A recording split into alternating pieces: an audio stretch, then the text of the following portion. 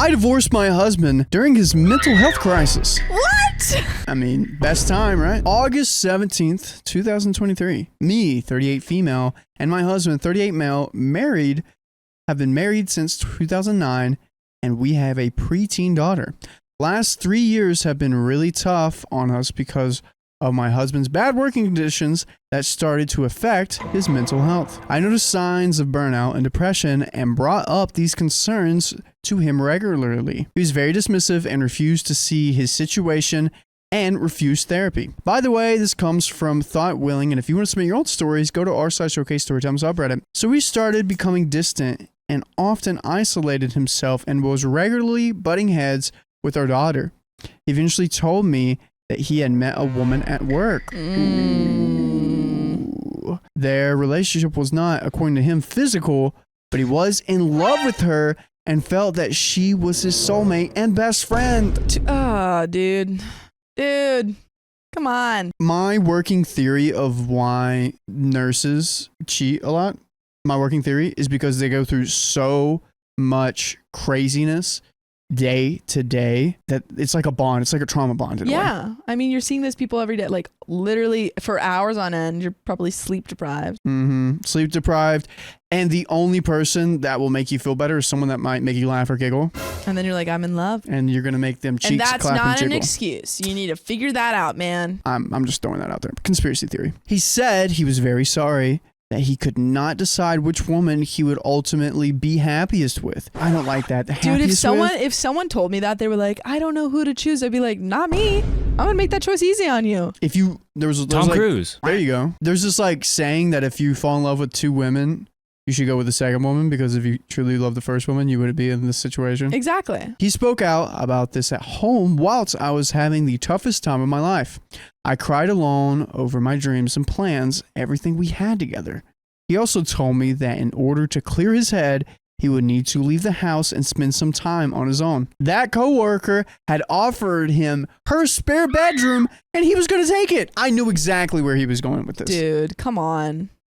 Come on. You're not trying to work out anything. I asked for his help organizing the rest of the school year as I was commuting, and I promised him that as soon as the school year was over, I would look for an apartment closer to my work, and me and our daughter will move out, and he can have the house to himself for his healing.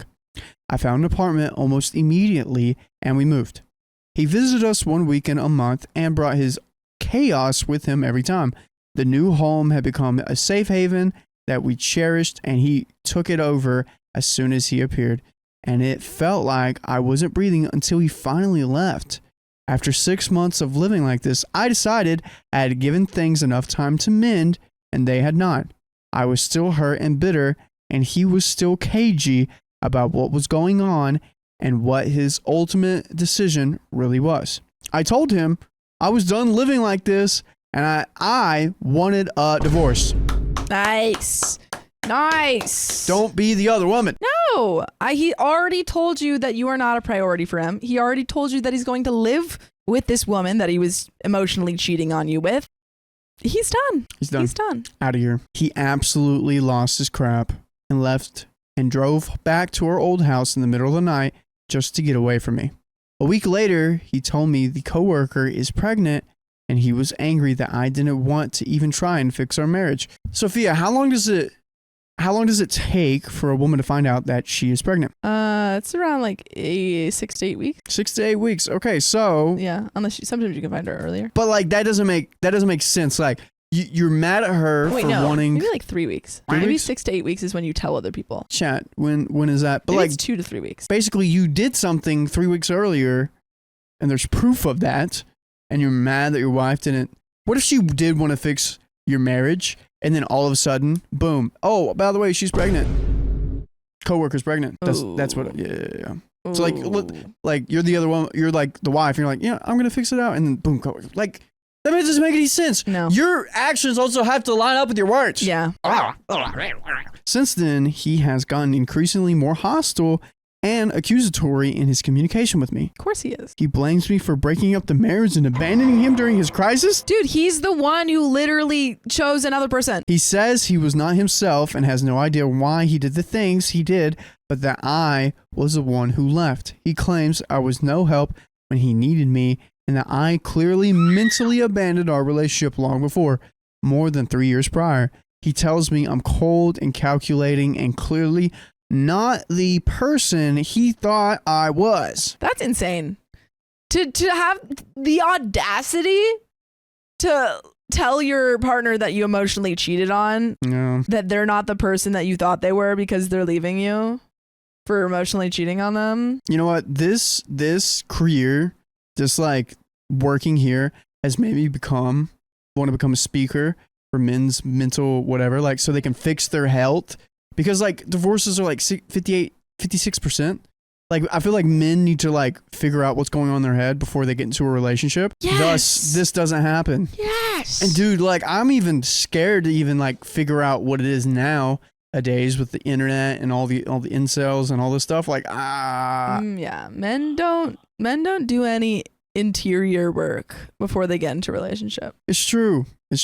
And then they're like, I wonder why it's not working out. It's not me. It couldn't possibly be me. It's not me, and I haven't talked about any of my problems, so it's not me. Yes. I never told them about any of my emotions. I will say I have some really solid friends here in LA, and it does take courage to talk about your emotions. But every time something happens, they come to me and they're like, yo, what's up? And I'm vulnerable and I tell them what's up, and they listen. And like, yeah, they'll give me some insight, but they'll listen. And I think that's the biggest thing.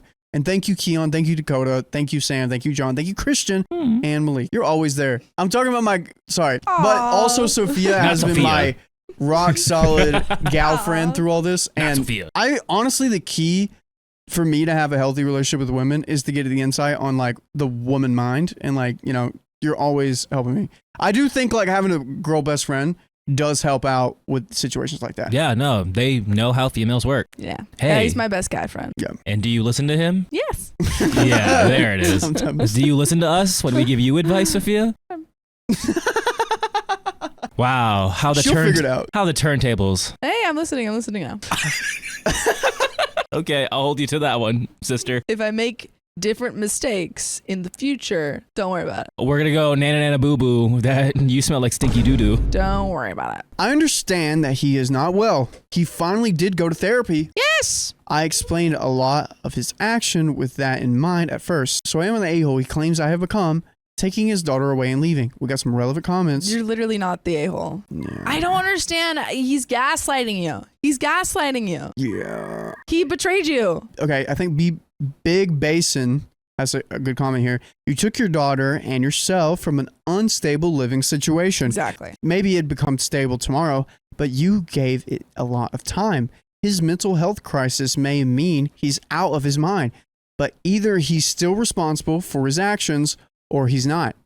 If he is, you left him because of his actions. Seems reasonable. If he's not responsible for his actions, then you left him because he's deeply in crisis for an extended period and you can't continue to live that way or have your daughter live that way.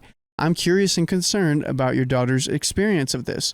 Those are the people my heart goes out to the most, your daughter and your husband's new child, because everyone else, a-hole or not, was some form of volunteer for this.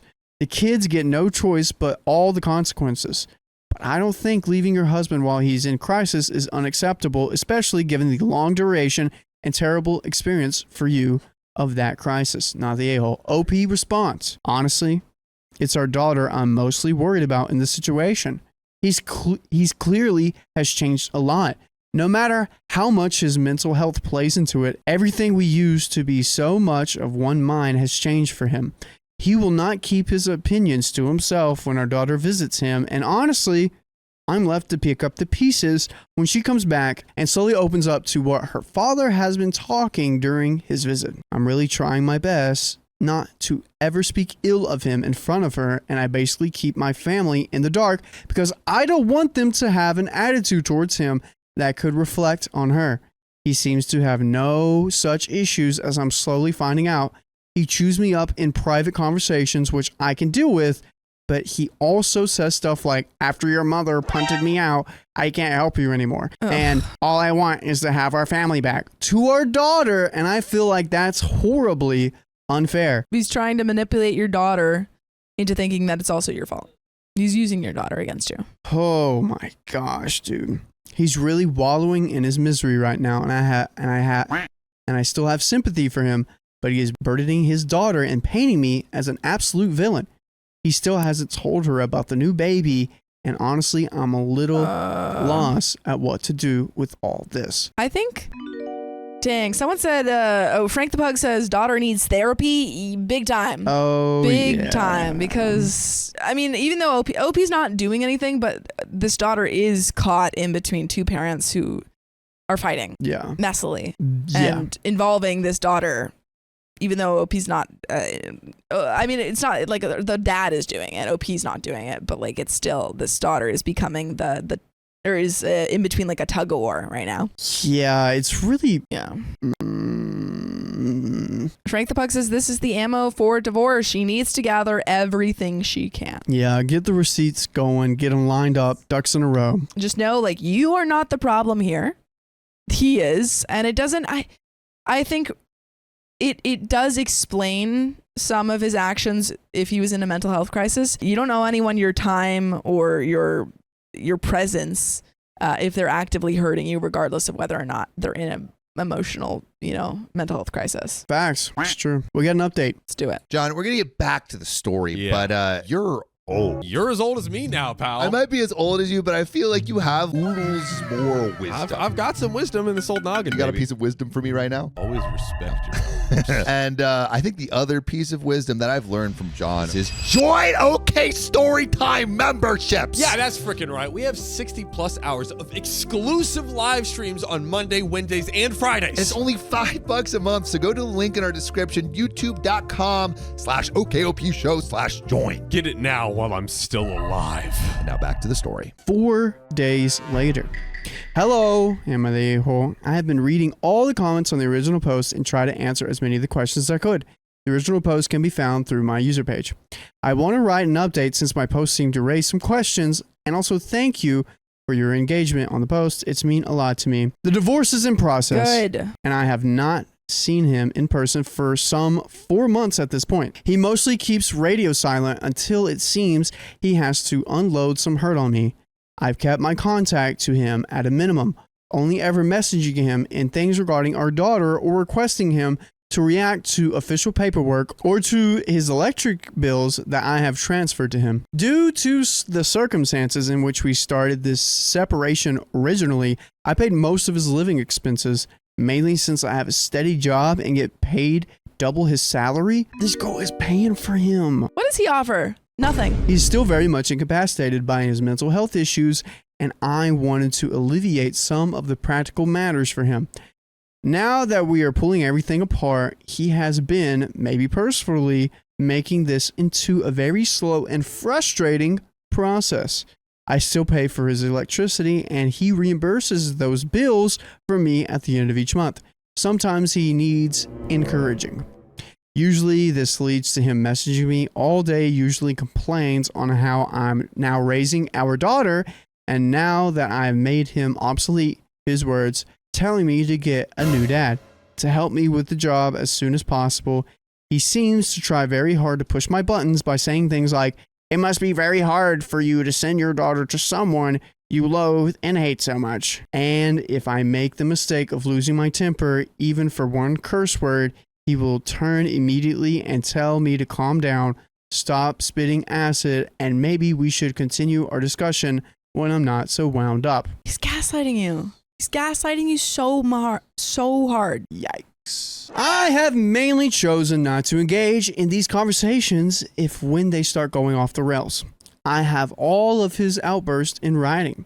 I am also currently under the impression that the coworker is not interested in a relationship with him anymore. All of those who ask, yes, the baby is his by his own word. He still has not told our daughter about any of it. I have chosen to give him an ultimatum on the matter. I will bring it up one more time when we have our official meeting with our child welfare officer next month. That's the official route where we live. And if he still refuses, I will take it to myself and tell our daughter the truth. I remember when my cousin found out her parents are divorced. I remember when she found out she had like a half brother. She was kind of That would be like shocking. I didn't even understand it. Yeah. I was like, I don't know, 11. Yeah. I was like, what? Half brother? What does that mean? What? Like, Did he lose Is his he legs? half of you? Is he missing a side? And then I kind of figured it out. I was like, oh wow. Oh, Uncle Shane. Bro, that guy. That guy's a Reddit story. Dude, one time, this is so messed up. I'm sorry. She'll never watch this. I was like driving by one of my buddy's parents' workplace. I'm like, oh yeah, that's where my buddy's mom works. She's like, oh yeah, behind that's the hotel where I caught my husband cheating on me. I was like, oh! Oh, whoa! I didn't know. I'm so sorry. I felt so bad. And the rest of the like 5 minutes were just kind of like, Why would you bring that up? Who brings that up? it must have, I don't know, it must have like got to her, but dude, that was That's insane. so funny. I remember my grandma, she was there the moment my aunt caught her husband cheating, because the way that they figured it out was, I think like whenever you dialed numbers, it shows up on the TV like who's calling you. Oh. And she found out that he was calling from a different area code rather than his cell phone. And he was like, no, baby, I'm not cheating on you. While he was at the other gal's house. Ooh. Crazy. Ooh. Crazy. Sorry. I don't mean to put out family drama, but I know they'll never watch this. What They never bring it up at Thanksgiving. What if they do, Riley? They never do. They never bring up. Oh, I remember that one time you said this on in You your know when they're videos. gonna do it? When? At your wedding. Ooh. And Dakota's gonna be like, I told you so. Something bad's gonna happen, and Coda's gonna be in the He's back like, of the wedding. Like, you just- I told He you told so. me so. He told me so. he's gonna be like, you should have had it with just her. You should have had a second wedding. You should have had a secret wedding, Riley. That's what he's gonna do. Yeah. He's gonna come up here right now. It's like secret wedding. Secret wedding. So many of you have encouraged me to do this for her sake and for the sake of our relationship, and I thank you for sharing your experiences with me. I have also contacted her school therapist and the curator and informed them of the issues she is facing and the ones still to come. That's so smart. I wish they did that for the other kid, because her grades were failing and Oh, she for was like Lizzie, yeah. reacting out. I'm hoping they will offer her some scheduled help, since I know she is so shy in telling me everything. She is the most important thing in my life, and I am as sorry as I am for her having to go through this essentially because of my choices. I refuse to take all the blame now, and I'm ready to shift it where it belongs. Personally, I'm a much happier person these days. I feel bursts of gratefulness and true happiness the days just by watching her eat her dinner and talk to me about her day at dinner in our clean and peaceful home. Even my houseplants are thriving, as silly as it sounds. That's kind of crazy. When you got a good environment, the plants like it. I need more studies on this. I finally, oh my goodness. What? Okay. Whew. He was a family member. I have certain texts, like vibrations of certain family members, and a family member did just text me. It wasn't about that. That would have been insane. I was if they were like, why are you talking about us? Dude, it was my brother. Okay, we're He fine. was saying he could visit in May, maybe. Oh, that's nice. I have finally opened up about all of this to some friends and my siblings, and they have all been super supportive. And my siblings were clearly shocked, but both did bring up that they are somehow not surprised it went this way. They seem to have seen things a bit more clearly from afar, just like the community did. Thank you from the bottom of my heart. I feel like my daughter and me are going to be just fine in the end. Got some relevant comments. It is also shocking that when people from the outside see these things and they're like, makes sense. Oh yeah, people like have seen the relationship progress and they're like, yeah, I kind of saw that coming. And you're like, oh, everyone saw it but me. Yeah, that hurts. That hurts. Cool. Tin Hennis. I actually laughed out loud at the part where he told OP his affair partner was pregnant, but he can't believe OP doesn't want to fix the marriage in the same breath. Like, buddy, do you hear yourself? Because also he was like, yeah, it was only an emotional affair. And then we find out that it's literally a physical affair and he's having a child with this person. And he's like, but you don't want to fix the marriage. OP, honestly, at this point, I'd already made up my mind. And when I sat there and listened to his rants, I got the feeling that so much more was to come.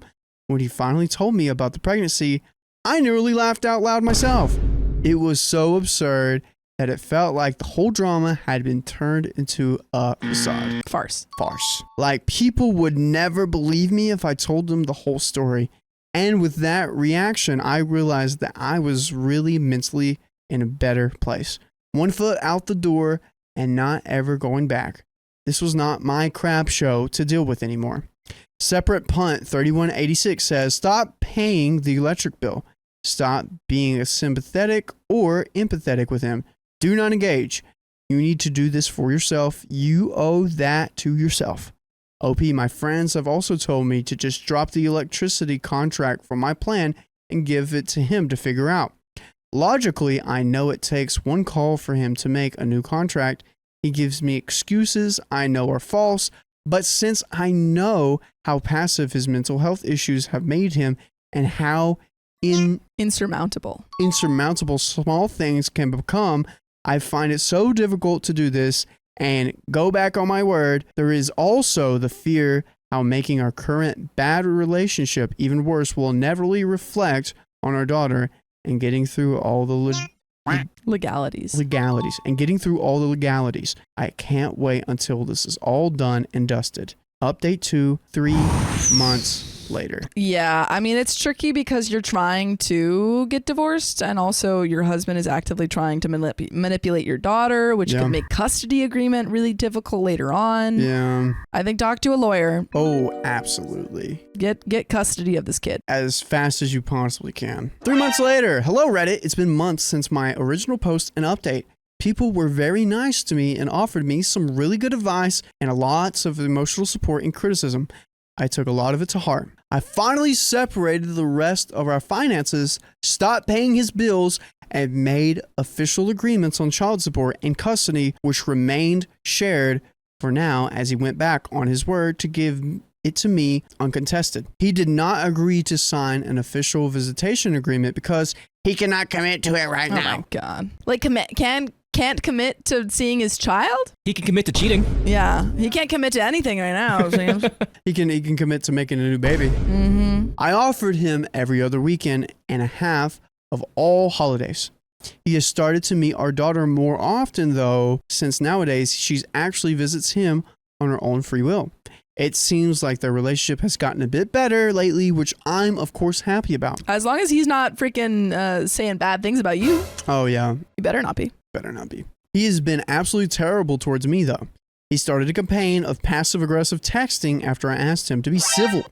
Now every message is overly syrupy and filled with overflowing apologies.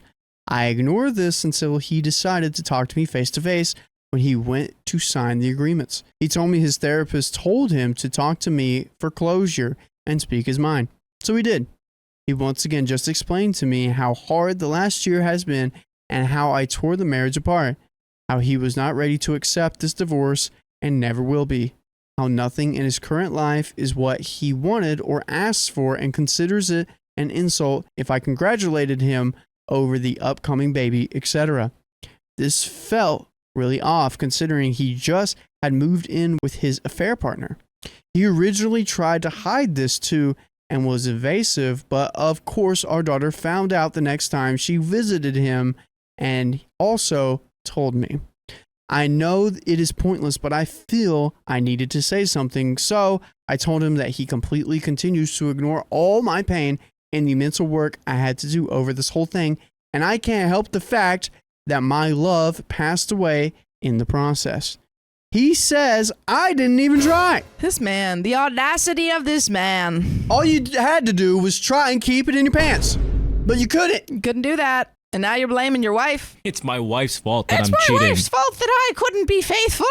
He even said my parents were more supportive of him because they had exchanged pleasantries, having met briefly a few weeks prior. His co-workers were more supportive than me. I told him to look in the mirror and that his little passive-aggressive game was so obvious. Clearly it hit home because he stopped immediately after. He has been snooping over my dating life through our daughter and is very jealous, say so, and gets very verbally aggressive over it. How hypocritical. He's like, I know I cheated on you physically and had a baby with someone else, but you can't have your own love life. Yeah. He's just taking L's left and right.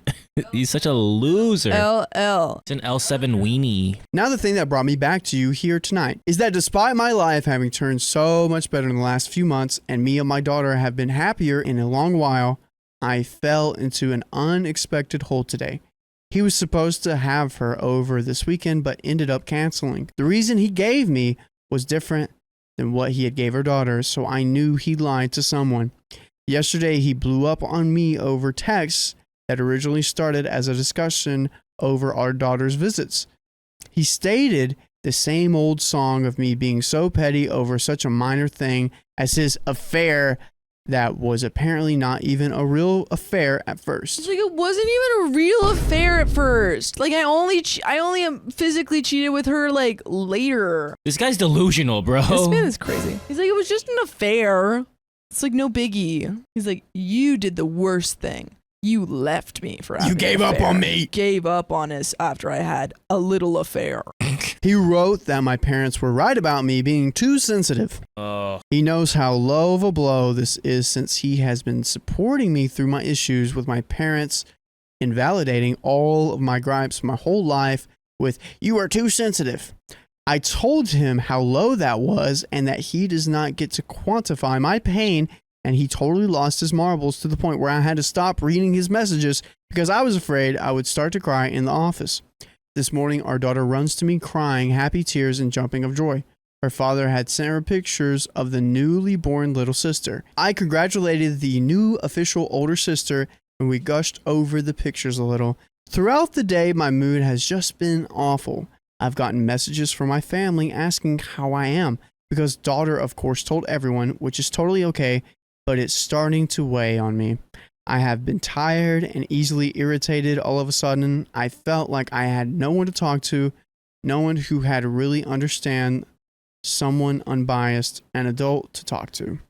Those have been my hardest moments in all of this because I lost my best friend when we fell apart. Whenever I feel like I really need to open up and spill my heart, it reminds me of how alone I feel. Oh, Stop. Just let OP live. yeah. You need to get this divorce and get custody of your kid and leave this man.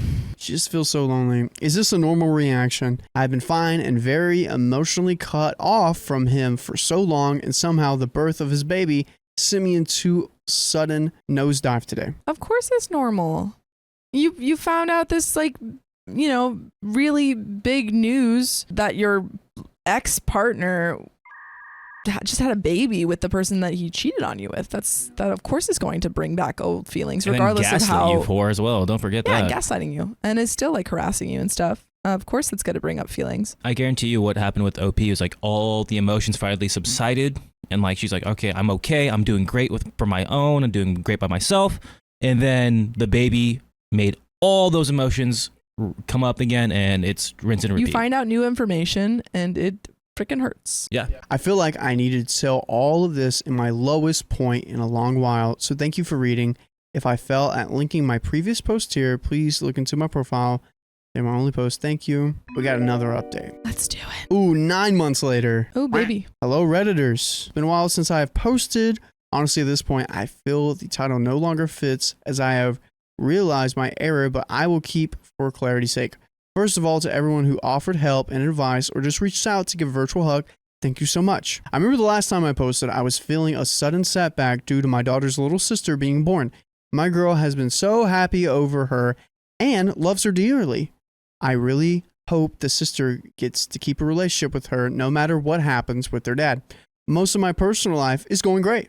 I finally managed to save enough to buy us an apartment. Yay. And have been busy renovating it. Yay. My work life is great. I really love my job, and I got a promotion, which really helped on the house hunt. And for my siblings and friends, they have truly saved me and my mental health during this journey. I'm very happy where I am in life and have no real drive to find a partner. All right, That's great. dude. That's, you know, when you're happy and you're not, you know, in a bad place, then you can, you know, love will come, but you don't have to focus on that right now. Just focus on yourself. Yeah. Sometimes I do feel that maybe a bit too jaded and harsh when it comes to love. I don't like that, but I guess it too will heal over time. All this hurts my ex as I get to hear after he hears from these things from our daughter. He wrote to me that it feels like he was just dragging me back, and his absence has now allowed me to thrive. My ex-husband is not doing well, of course. All I hear of him is what he tells me and what my daughter tells me in passing. We had to make a new child support agreement as the one we made originally had a fixed period. In that hearing, I got to hear a lot about his current state of affairs And I have to say, the new woman of the house is not playing around. Oh, she has made him pay all the utilities and groceries and all miscellaneous household fixes while she just pays her home loan. I was impressed. He did complain during the hearing that he barely has money for going to therapy as it is. And when it turned out that the child support had been miscalculated last time state paid for him, he went to total despair over the amounts. Ooh. He started messaging me right after the hearing and implied he no longer has money for therapy and that I should know that he is the only breadwinner in the house and that he will not be able to have her daughter over so much now since she eats like a horse and he can't afford it. I reminded him that she eats on the other 28 days of the month too, and not just 2 weekends she spends with him. This summer, he agreed to have her over for a few weeks during his holiday because I agreed he wouldn't have to pay child support for that month. The situation is sad and it's not getting better. Ooh, that sucks. That's on him though. Yeah. What is this mental health crisis that he's going through? I don't understand people go through hard times. Well, I think that, honestly, I think in part I'm sure he may be going through a mental health crisis, but he's blaming every action that he makes on this mental health crisis, which you can't do. You have to take a certain amount of responsibility for your actions. Really do. I think it's time. I have to take this off. You're hot. Take it off. Take it off. He's taking it off. Ugh. Oh, not the ripped hole shirt. Dude, I love this Yeah, that's his favorite shirt. Someone stitch it. We need Angie to stitch it up a little bit. I love my shirt. Look, If anything, it adds character. I got holes in my Don't armpits. show the holes. Oh, show me your holes. I love it so much. It's my favorite shirt. I got it for $2. Dude, this is like your Linus blanket from Charlie Brown. Wait, Riley, let me see that other hole of yours. Don't. Okay, keep reading. No. Let me see your right hole. Why? Because it's really big. It is really big. Okay, keep reading. We'll figure it out. This is the last straw for me. The last straw for me came a few weeks ago when she was spending time at his place. He had already picked a fight a few days prior, but I had refused to engage, so he stormed out, meaning he left my message unread for 3 days. The silent treatment I used to get when we were still together was exactly like this too. He clearly had been building up steam during those days, and then all of a sudden blew up my phone with text messages after a message telling me how bad I was at this, meaning arguing, I assumed, and twisting everything I had said into a version that made me look like a total a-hole. I once again refused to engage and told him that this no longer concerns me and that he should find someone else to argue with. That angered him so that he swapped tactic and told me that he had shown her daughter these messages to prove that I am not so nice I pretend to be, that he got me from 0 to furious in an instant, though not for the reasons he implied.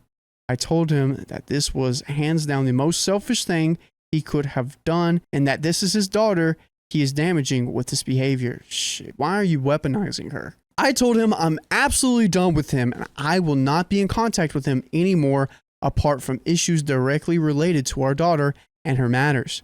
When he totally swapped personality, it felt like, and started with these really whiny, self-pitying, "Why are you being so mean to me?" messages that then topped with, "I still love you," and weird BS. Ew. This is horrible. I was no longer answering, so the last message he sent was to say that he in fact had not shown her any of my messages and that my sanctity was intact. I went to pick up my daughter the next day as I really felt uneasy and really needed to personally be there.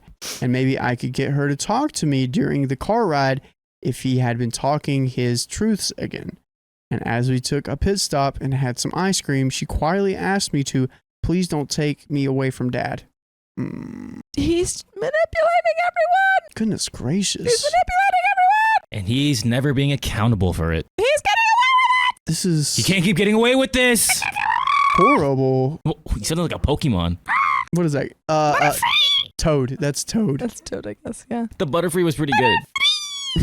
My heart absolutely broke. I asked her why she would think that, and she revealed to me that my ex-husband had told her about our custody disagreements in the form of, "Mommy wants full custody." Of course he freaking did. Of course he freaking did. And he's like, I don't want to leave you, but mommy wants full custody. So I probably won't be able to see you anymore because mommy doesn't want me to. Dude, if you were playing the same game as him, you would make him look like the absolute worst person on this world. Yeah, but you're a good person and you're trying to make sure that he has a good relationship with his daughter. You'd be like, oh, yeah, has your dad tried to feed you hay yet? Because he says you eat like a horse. He thinks you're a horse playing that game. But you can't do that. I explained to her that even if I had full custody, it would not take visitation if it was deemed to be good for her. She said she wanted her dad to be there for her school graduation, and I said her father has all the rights in the world to be at the school of him, and all she needed to do was to make sure she invited him. And I know this will now work in my favor and not his. I have invited him to her birthday parties too, and he never comes. I haven't told her this.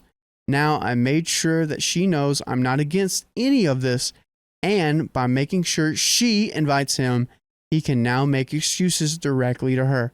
Part of me hates having to be in this war at all, but I feel like he leaves me no choice. A few days later, she asked me why I'm so mean to daddy. I asked her why does she think that. She revealed that dad shown her some of my messages. Dude. So yes, his last message to me was once again a lie. You need to get custody of your kid because this is insane. This is wild. This is insane that he is doing this. Like, why are we playing these games? Why are we doing this to her? Stop using your child. Now, as many of you have been warning me, this parental alienation and downright mental abuse on her. I called the local CPS to ask for advice on how to proceed and if I should file a complaint on him and what would follow. My daughter has already been seeing the school counselor, and as she has now started in a new school, I will be seeking the same help from there too, for them to evaluate and refer her to therapy. I was told by the CPS worker that this will be documented and that I should weigh now on the possible consequence. They are totally for me filing an official complaint, but as we have shared custody, what will follow is a session for both parties individually for a discussion and then evaluation on the severity of the situation. The CPS worker said that two things can happen. One, he takes it to heart because someone else brings it up, or two, he gets mad and makes our already strained communication even worse and possibly retaliates. Knowing him, it's the latter. They also told me that if I get more evidence on him manipulating our daughter, then I should just file anyway. Like I had mentioned before, all of our communication is in writing, and I have saved all of it. So I'm currently torn between trying to figure out what kind of damage my poor daughter will have, the trauma of being cut from her father and little sister, or the trauma of being mentally manipulated against another parent and being used as ammunition in a war that is not her making. I feel like that's worse than being taken away from the dad. Yeah. Is her being used. Yeah. She needs to be out of that situation. I think it's always better to be out of a situation with a manipulative person than stay in it because you don't want to like hurt your kids' feelings in the short term. Exactly.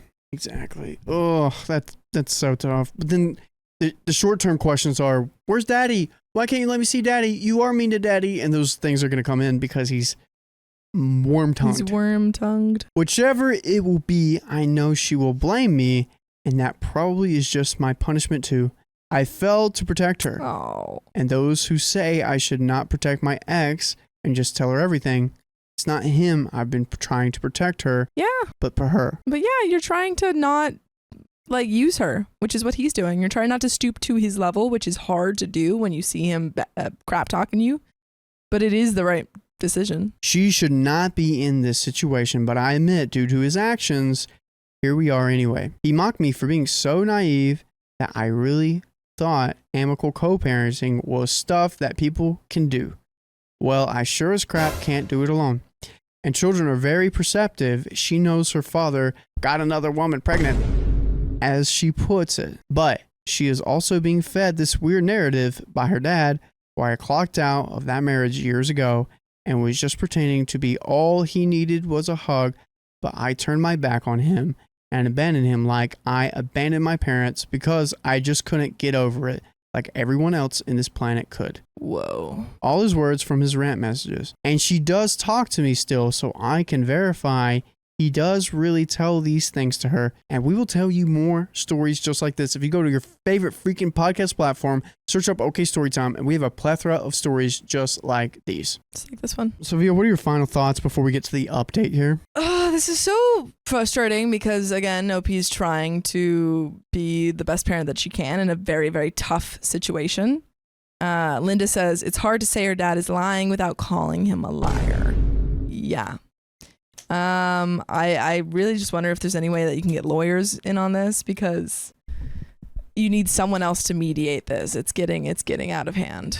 You can talk to me through my lawyer. A lot of people do that. Yeah, I think maybe that's it. It's like if you can't be cordial and, talk to our daughter in a respectful way about me, then we need to get a lawyer involved. I have to.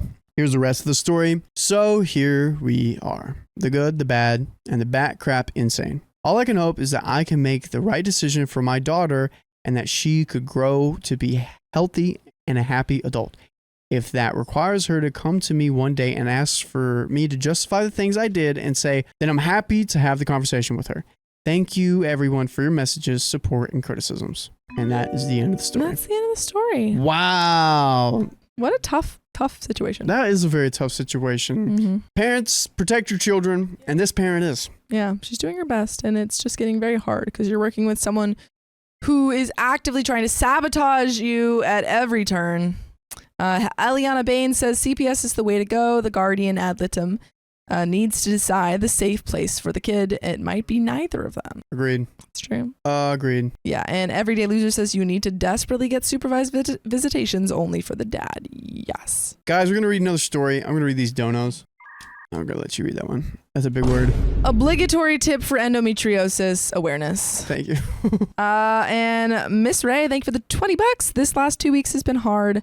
I really don't want to move to PNW, Pacific Northwest.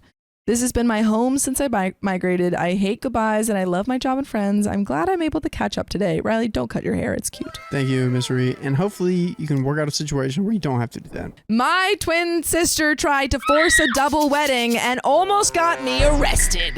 My cousins tried to do this once. What? No joke. Is this your story? This is not my story, but my cousins tried to do this once. Are your cousins twins? They are, and they married twins. I'm a 22-year-old. That's insane. That's insane. I'm a 22-year-old female. Here is my story. I got engaged 4 years ago. Yeah, that might sound crazy, but I was. When I got engaged, I was still in college and planned on finishing before getting married. By the way, this comes from Radiant Anywhere 5354 on the r/OK Storytime subreddit. So my fiance, 25-year-old male, decided to wait until I graduated, which happened this year, and we immediately started wedding planning. My graduation was in March and my wedding was supposed to be in July. I was so happy to be married to the love of my life, but this is where everything went wrong. I have a twin sister and she got engaged last year, 2023, and she and her fiance were not planning to get married anytime soon until I announced my wedding date. I and my sister are not close at all, even though we were twins. We shared everything from clothes to a house to even, at one point, boys. Oh, huh? But we grew apart because she was angry when I got engaged without her. Anyway, we just stopped talking until last year when my mom told me about her engagement, and we went out to celebrate it. We did not even speak to each other. I told my family about my wedding date at a family dinner at my parents' house, and everyone was excited, except my sister. But I didn't let anything ruin my night. So preparations for my wedding started, and I already found the perfect dress, the perfect venue, and my invitations were already out. All that was left was for that day to come.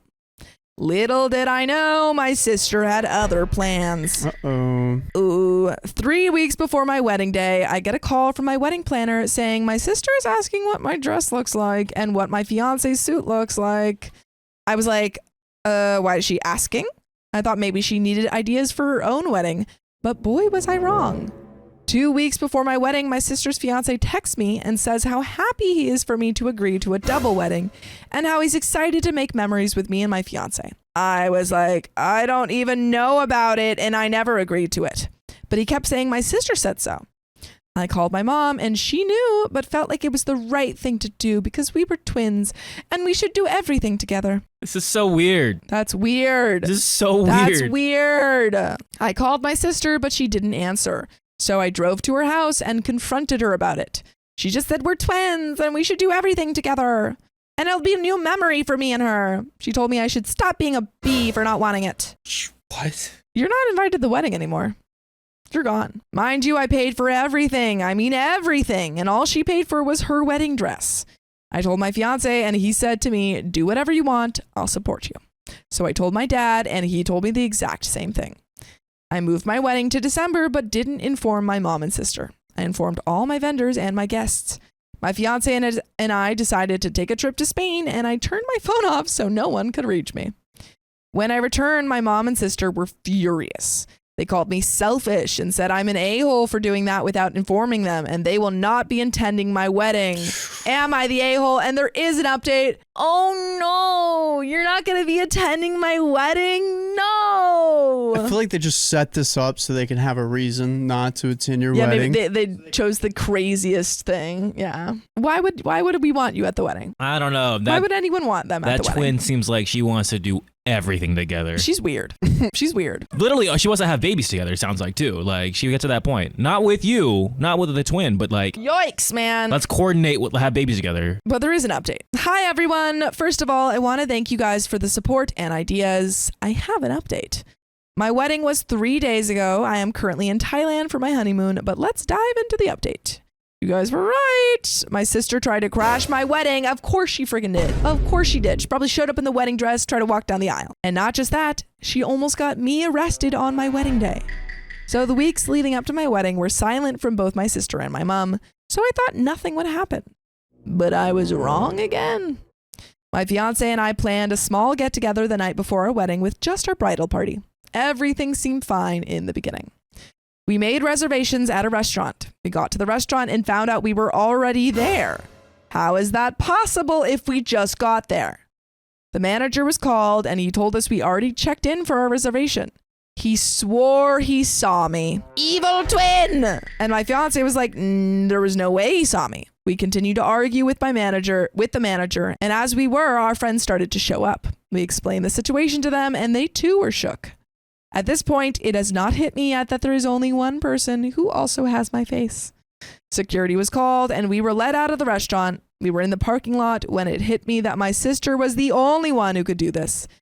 But my friends said I should leave it and we could still make the best of the night, and we did. Dude, if you're evil and you have a twin and you get up to no good. There's so much damage you could do. Oh my gosh. It's so scary. It is very scary. You could ban someone Yeah. from everything. Yeah, you could just go to like every store and you're like, I mean, you also have to be okay with getting banned as well. You could go to their workplace. Get them fired. Absolutely. Everything was smooth. Okay, this is the wedding day. Everything was smooth going until it was time for me to walk down the aisle when I saw my sister wearing the same dress as me and hair and even makeup. You could not tell us apart even if you knew us for years. Security.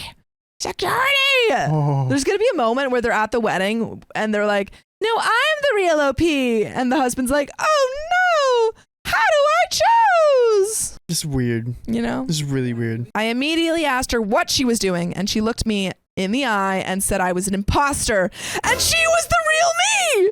I called it! I freaking called it! Show ID. Bring your birth Oh certificate my right now. God, I Social freaking security called number. it. I thought that I was joking. I was so confused that I lost words. When my husband noticed I was not coming down the aisle, he walked to the entrance and could not tell us apart at first glance. How did I nail this story? What? I didn't even approve this story. How did I nail this one? Oh my God. My sister started shouting, which drew the attention of my family and guests. Because it was getting too much, someone had called the police. When they arrived, they were also confused about who was who. My sister kept yelling, saying I wanted to ruin her day and I couldn't be happy for her. The police had asked us if we had anything that could prove I was me, and she was lying. This is insane. This is insane. Luckily, my best friend, also my maid of honor, had my phone and my ID with her. I showed the police, and they were about to arrest my sister when she said I would have exchanged the ID and our phones. The police decided to cuff both of us, this can't be real, and take us down to the station for more questioning. When my now husband said that his wife has a tattoo. Shell Bell says, please tell me OP has a tattoo. This can't be real. That we both got, I forgot about that. When my sister heard that, you could visibly see fear in her eyes. Note, we got this tattoo last year and it's hidden from the eyes of other. Because of where the tattoo was located, a female officer had to follow me to the washroom to see if it matched with my husband's tattoo. After it was confirmed, my sister was taken away. Ooh. Dude, what? This is on her wedding day? What? My wedding commenced. What? After a long mental break from what had just happened. What do you mean your wedding kept going after that? They're like, hey, this is a big day. We gotta keep it going, I guess. We can't afford to book this venue again. We gotta keep rolling. But now I am happily married to the love of my life. I love when you guys listen to full episodes with stories just like this. Just go to Apple Podcasts, Spotify, or your favorite podcast app and search up OK Storytime. This was crazy. Dude, why did we read this one first? This was crazy. What? This was crazy. Holy cow. I don't know if I buy it, but if it's true, it's crazy. We have to buy it. It's a good story. We have to buy it because it's so good. It's a good story. It's so good that it sounds too good to be. It's but you know what? I'm taking it because this was the best story of the day. If we think about it, there are 8 billion people in this freaking world. This had to happen once. Someone's got to have this base. You know, like the movies have to base it off of something. Yeah. This definitely happened. Context. Yes, I did put security and the main entrance of the venue. Don't know how she passed them. Yes, I did change my venue from the last one. My mom was in it on a 2. She helped my sister get the same dress. And yes, my sister and my mom were the ones that checked in at the restaurant. And no, my sister's not in jail. I did not press charges against her. She is still my sister, but I do plan on getting a restraining order on her. Good. My bridal party, my and my husband's friends. So I don't know how my sister will know about that restaurant reservation. I know this might be crazy and it might sound like it only happens on TV, but I too was shocked that anyone could think of us. And that is the end of that insane story. Oh. Crazy. Wow. You have an insane sister. I mean, you got a crazy sister. What would have happened if they got married? Yeah. Like what happens if OP gets taken away? Was she just planning on like starting a new life with OP's husband? The husband will be like, something's off. Something's a little bit You know when you off. put on like somebody else's shoes? Yeah. But This also I doesn't feel fit like right. twins don't have stop.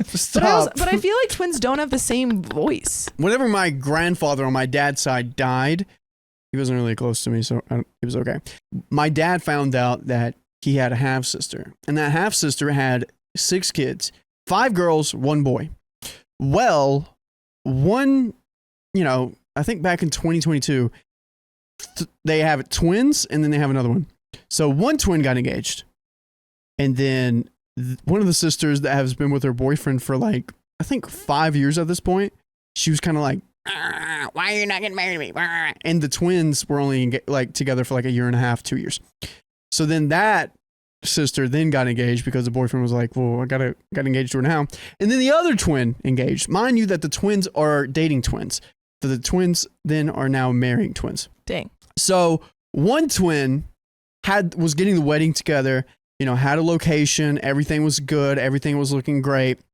And this was Sally, and Sarah seemed like she wanted to do a double wedding because she didn't want to pay double. She didn't want to do everything. I thought the concept was cool, but she kind of seemed like she was piggybacking off of Sally. Sally kind of seemed chill with it.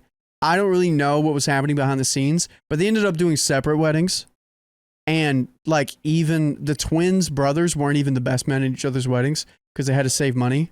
Apparently they didn't want to pay for like suits or something. Insane. Yeah, but the twins were at like maid of honors at each other's That weddings. makes sense. Yeah, so it was wild. And then they recently both had kids, and those are like closer to I think those are like siblings yeah, you want to see them genetically. Yeah, I barely talked to them. That's really? Oh wow, you're right. because they're twins.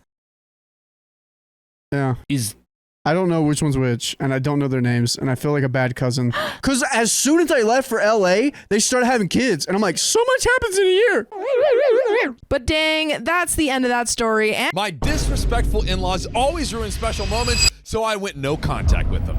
I'm just gonna ruin all of the specialness here with my presence. Never talk to you again. We went to my in-laws for Christmas Eve, and we were there with them on Christmas and the day after Christmas. I have a 10-month-old. On Christmas Eve, I noticed my sister-in-law's 3-year-old had a bad cold, mucusy cough, sneezing, runny nose, TMI. I told my husband I was worried my daughter would get sick, and he said, no, it's okay. They wouldn't bring him around if he was contagious. Did you just TMI cold symptoms? You know what? I did. John and hates I don't babies. care. And you know what else? I see you in the comments because I see something that is about to happen. Okay? Just get it in there. Fat pupil alert. By the way, this comes from Painting Lilies, and if you want to submit your own stories, go to subreddit r/OKStorytime. Send them in. Well, he was all up in my daughter's face the whole night, touching her toys that she puts in her mouth. Oh, God. Oh, dear. Well, 3 days later, my daughter comes down with, oh, Dakota, wouldn't you guess the same symptoms? Hey, why the you same getting, ones. why you getting my kids sick, man? Come on. And right soon after, so do I. Now I have the symptoms. And I already said it wasn't TMI. That's the rule of law. Your child is sick. Now you are sick. It's just how this life. That's the rules. life. Those are the rules. Those are the I didn't rules. make the rules. I just. We're both pretty sick right now, and it is super scary dealing with a sick baby.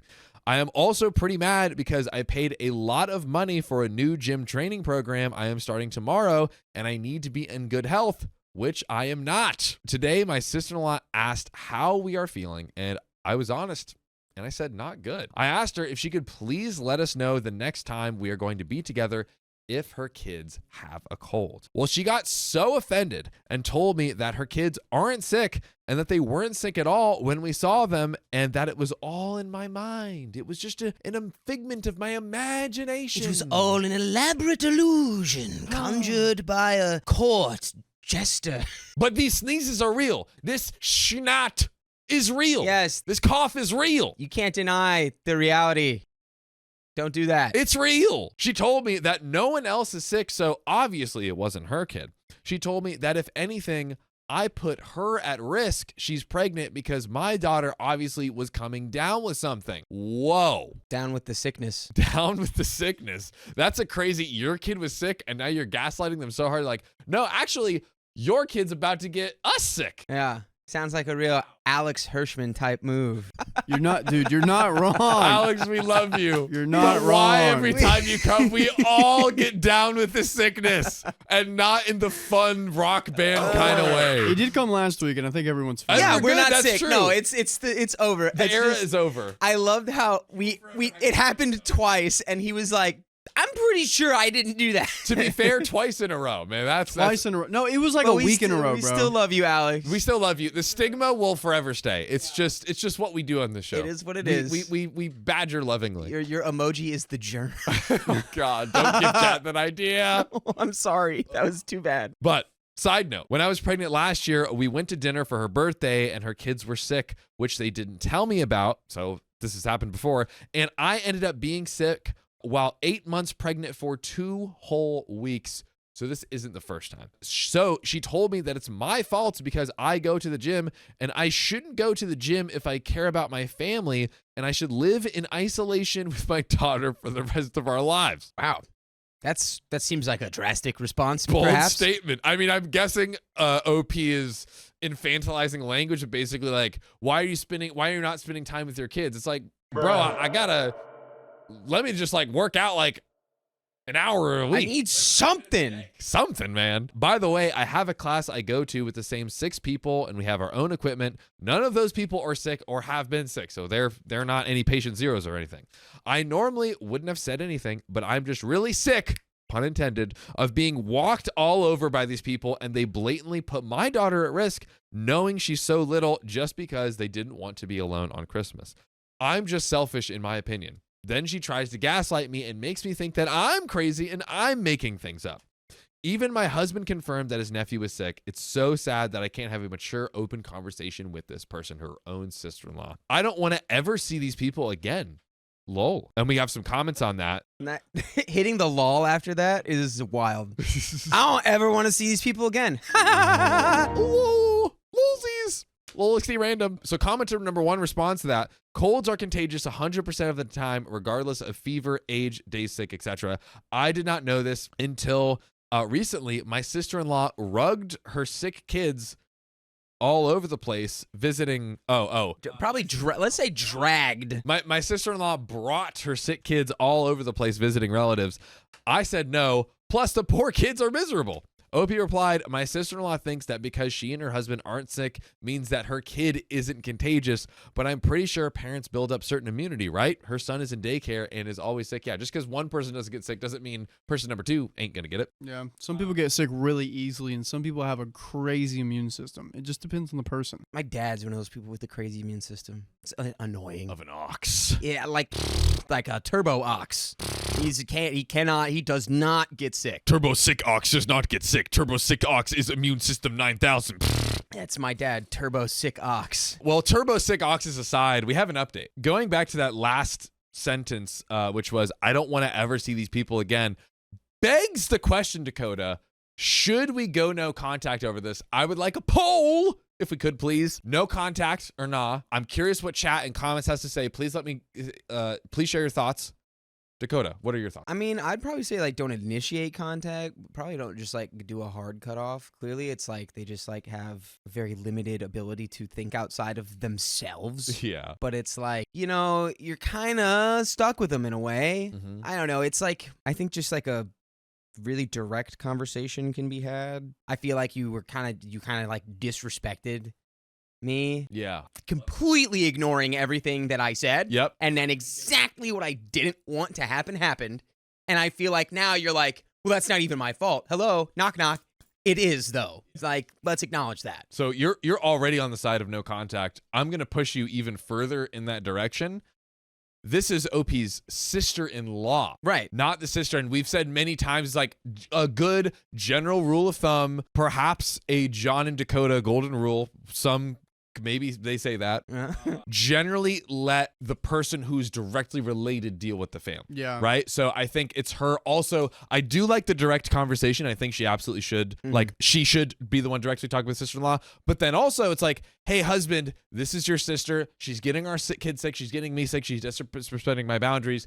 Can we maybe team effort here, talk to her, because it's like, this is your sister at the end of the day. Yeah, I think the team effort's good because it's. Yeah. I mean, the husband wasn't really involved in the initial conversation that led to the, complete disregard of her wishes. Yeah. So it's like, in that context, it's like it makes sense for OP to have that direct talk.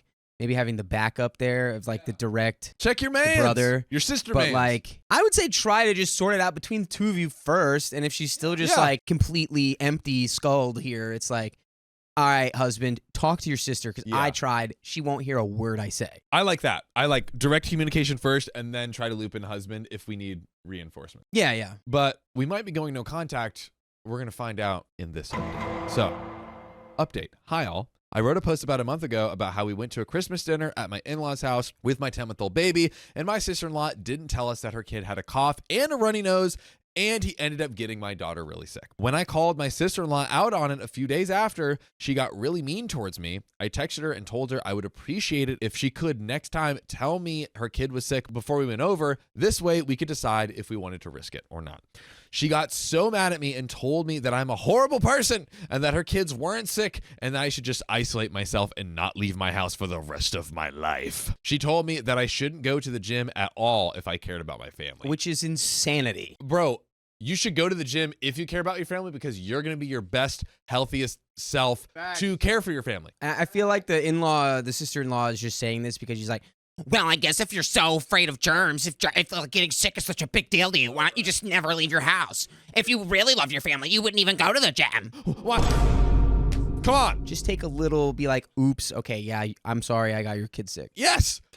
All she said, she didn't even say like, it wasn't like Opie's like, oh, I'm never going to come around to you if your kid's sick again. It's like, hey, if you could just like let us know. And then, we might still go, but we just like to know so we can kind of like make the decision. Yeah.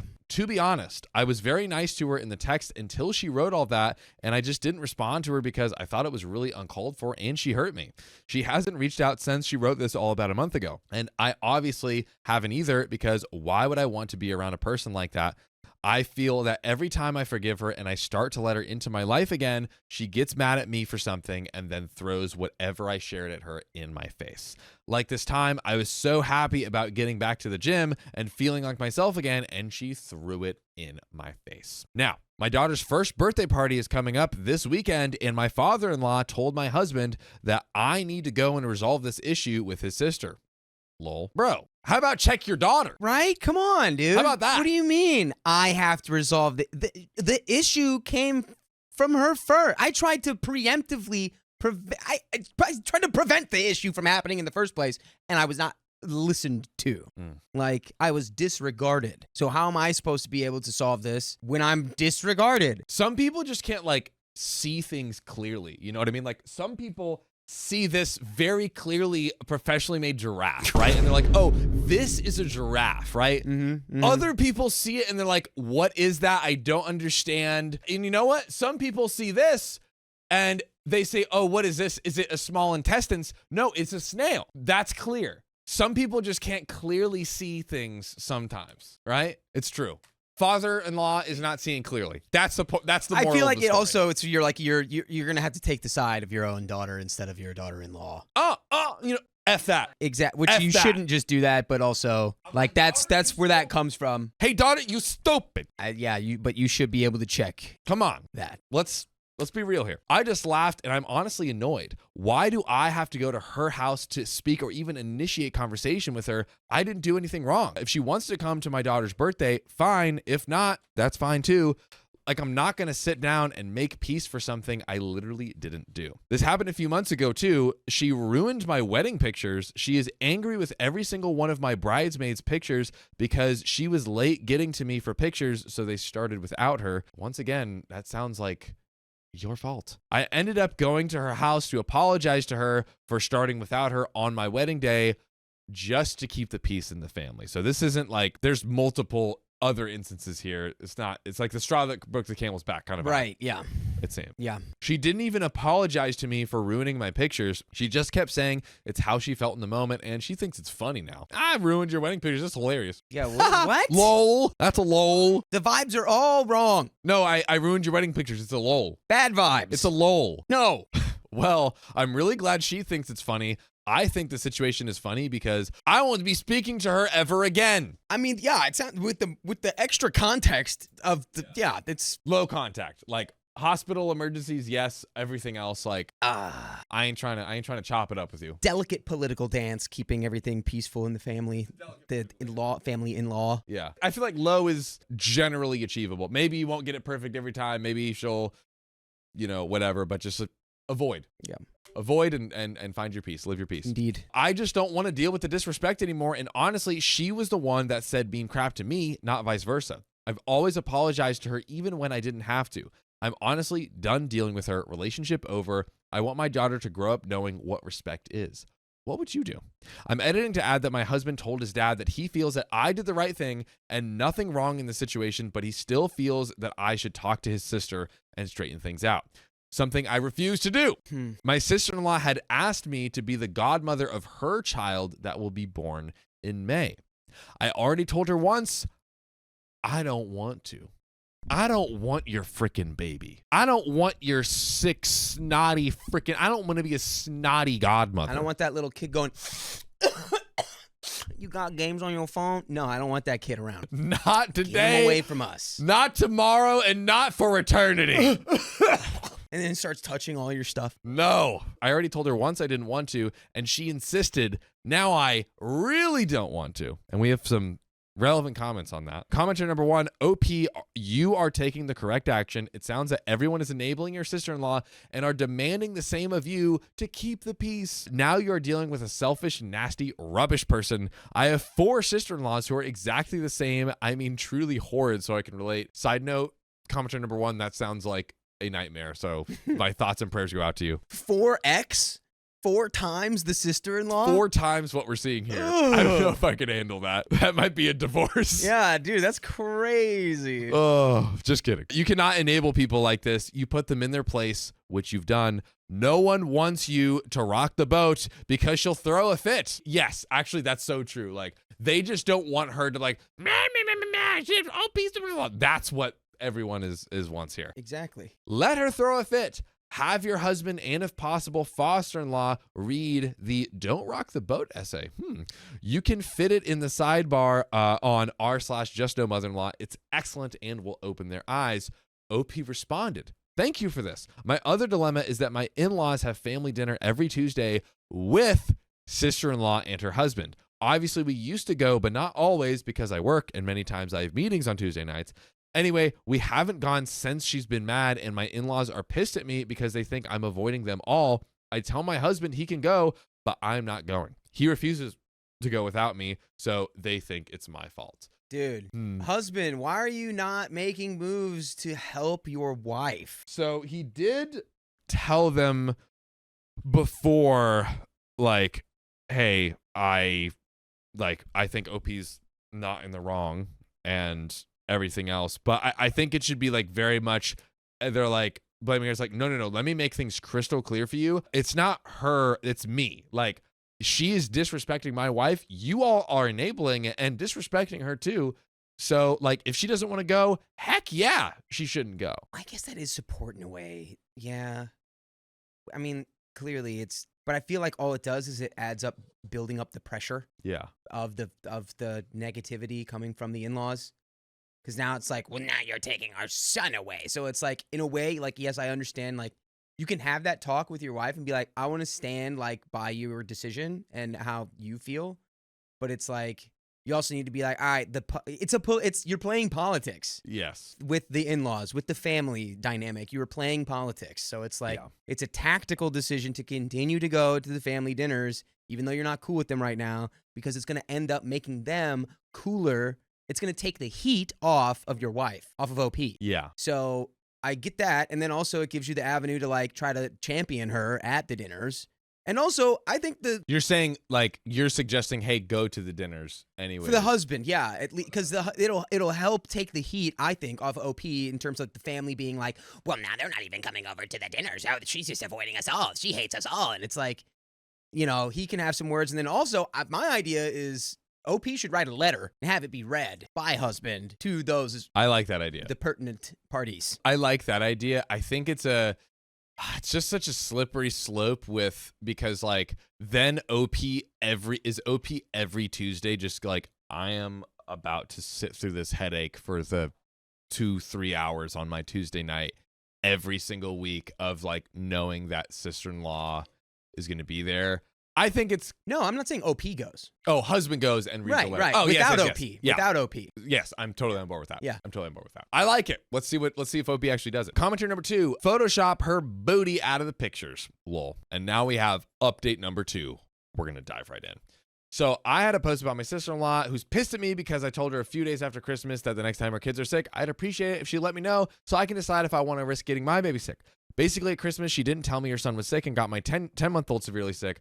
I was upset, tried to have a mature convo with her, but she got offended and told me that her kid wasn't sick and I'm a freaking psycho and I shouldn't go to the gym. This was totally uncalled for. I didn't respond to her message because it was a really weird outburst after my really nice text asking her for a courtesy, so I haven't heard from her since. Usually my husband's family gets together every Tuesday, Wednesday, and Saturday night for dinner and Sunday for lunch. Okay, that's a lot of terrible sister-in-law time. That's a lot of tolerance you're going to have to build up there. We used to all go, but then cut it down to maybe once or twice a week. And now, to be honest, I don't like going at all. Since Christmas, we haven't been over because I have no desire to see a sister, but also because I work a lot and have meetings in the evenings since I'm home with my daughter during the day. My in-laws think I am the devil because I work and can't make it to weekly dinners. My father-in-law texted my husband and told him that I need to resolve the situation with my sister-in-law because I am causing problems and I should apologize.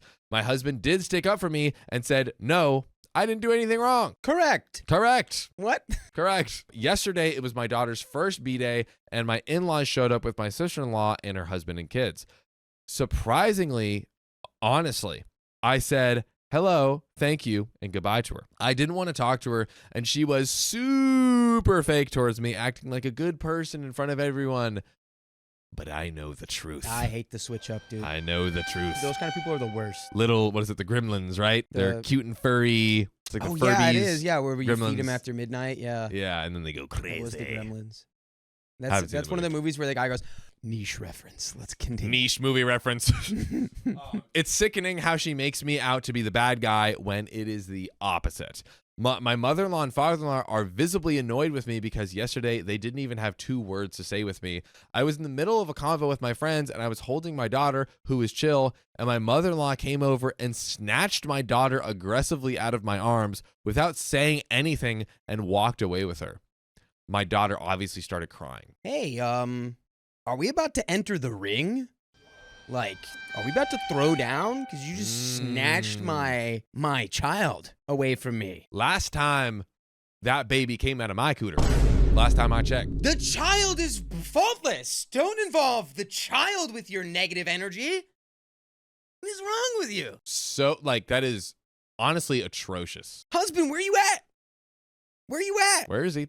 Hey, we got to find him. They didn't even want to take pics with us, just my daughter. And again, grabbed her from me to take a pic with her. Today, I made a post on Facebook about the party and added the pics, and I didn't add the pic my husband sent me of them with my daughter because last time I put up a pic of them on my Facebook, my mother-in-law told me she doesn't like putting up pics of herself because she doesn't want people to know what she's doing or where she's at, ... So I didn't put the pic up. Oh my. I want a monsoon of ICUs in the comments, an absolute hurricane flurrying with ICUs just like going everywhere. We have to see this. I know exactly what's about to happen here. Someone's gonna be mad they were excluded. Well, my husband got a nasty text today about how I am so rude because I didn't put their picture on Facebook, how I ignored them completely yesterday, and I'm a horrible person. So I've never been more mad. These people have managed to ruin every single special moment in my life. My engagement was ruined because as soon as my husband popped the question, my sister-in-law grabbed me by the arm to go to the bathroom to change into a ugly butt potato sack white dress that she bought me, even though I looked so good with what I had on. What? Wait. So if I'm understanding this right, she stopped you in the middle of his proposal, dragged you to the bathroom, had you change into this dress that she thought was better, and then put you back to continue the proposal. That right there is grounds for. That's like, what do you... What? We need a story about that. Stop. That's crazy. Stop it. Get some help. Wow. Whew. I don't even know what was happening. She literally took me away from one of the most important moments of my life. Then my baby shower was a big mess because my in-laws were arguing with me over where I should have it because it had to be where they say, even though they weren't paying for it. Then my bridal shower was ruined because my sister-in-law decided to buy extra things even though none of my bridesmaids told her to, and she decided to throw it in my face that she paid the most and deserves the most recognition. Wow. That's not how that works, dude. I know we said... from the very first part, we were like, okay, let's not go no contact over that. Just like maybe like low, medium contact. We are in no contact territory. Yeah, I mean, like, you ruined my baby shower and my proposal. No contact from your side. Like, I wouldn't go like, full on blocking and stuff. Like, that'll create probably more problems and stuff and more negativity. So just don't let them reach out. Don't go out of your way to talk to them or tell them about anything. Yeah. It's a delicate dance. At least, yeah, it is a delicate dance. That is true. When my daughter was born, my in-laws argued with the nurse staff to let them in when I was in labor, even though I specifically said no. Dude. Then when she was finally born and I was trying to sleep, they were in my hospital room talking and laughing while I felt like crap, and my mother-in-law didn't want to leave and had to be involved in everything. Dude! Dad, where you at? I mean, husband, where you at? Like, what are... Yeah. Hello? Husband should have already been like, y'all are, like Josephina says, the audacity. The audacity. Then, there's more. They made my husband and I argue the day we took my daughter home because they said that my sister-in-law's kids absolutely needed to meet my 2-day-old daughter, even though... it was RSV in cold season. The kids were 3 and 4 and in school. I said no. Then my mother-in-law sat on my couch watching me breastfeed and made me cry because she said I had anxiety issues and needed a lot of help because I was afraid of my newborn getting RSV. Oh, yeah. No, because you're afraid of your newborn getting one of the worst illnesses a newborn can get. That's cool. Yeah, you're overreacting. I'm sorry, but I am just like approaching like husband says, we are not talking with you guys until you freaking clean up your act. Cutting off granddaughter access, at least cutting off granddaughter. I don't know, something like that. Yeah, I don't even know if they're ever going to change without some sort of like mediated conversation, like a counselor or like some. Yeah. A professional is going to have to step in and tell these people they actually are way out of line. Yeah. For them to see it, and even then, they probably won't. Like, I think it's like holding. We won't be in contact until you change, and then they probably won't. mother-in-law needs the sun real bad. I want the 17. I just want the. Bzz, I just want her It's giving, out, gone. It's giving evaporate into the sun. Be gone. That's what it's giving. My mother-in-law also told me my milk wasn't good and I needed to stop breastfeeding. Totally false. What does that mean? Was she taste testing? Did she sample? Who is this woman? Mother-in-law sampling the chest milk is crazy. She's like, yeah, no, the pH tastes a little off. I think maybe you're not up to snuff with the breast milk. Like, what are we talking about, Granny? I could tell the nutrient profile's all off. A cup of breast milk only has 2.5 grams of protein, and a cup of cow's milk is 8 grams of protein. So I'm just saying, mother-in-law Granny is freaking mad because her milk factory shut down. OP's ramping up production. That's all I'm saying. Could be, actually. That's all. Her Ooh. factories are shut down. her milkshakes aren't bringing any boys to the yard. Dude, her, a lot of her weird. milkshakes are making the boys run for the hills. Run for the hills. She doesn't have milkshake. She just has like 2 cans of evaporated milk. Cling, cling. Like if you took 2 tin cans and filled them with nickels and shook them around. Yes, yes. My wedding was another nightmare for them. I chose to get married in their small town so that way my husband's grandma could be there on a date that my father-in-law didn't have work. My dad, OP's dad, paid for the whole wedding. And my mother-in-law decided to stand next to my husband during our cake cutting and kiss my husband for the cake pictures. Stop! This isn't about you.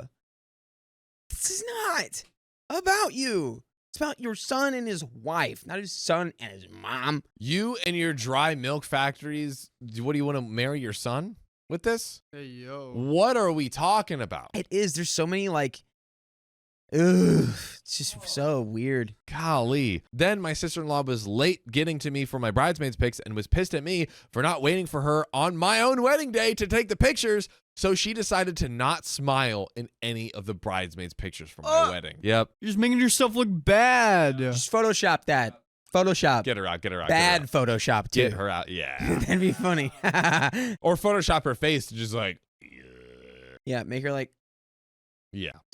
Let's do that. And now for my daughter's first birthday, they have again managed to make it all about them. I told my husband today that I don't ever want to see any of them again. Thank goodness. There we go. There it is. I'm at my wit's end, and I don't even know what to do anymore, but I've never been so angry or upset. What do I even do? And we have some comments. Commenter number 1 says, so sorry this is happening to you. Nothing you can do will be acceptable to them. What does your husband have to say about the latest issue? This is important because we've learned about the mountain of stuff we didn't know in the first story. Where is husband? Where For is real? he? OP replies, at first he took his dad's side today, but after we spoke, he now seems extremely annoyed by them and even admitted they might be jealous.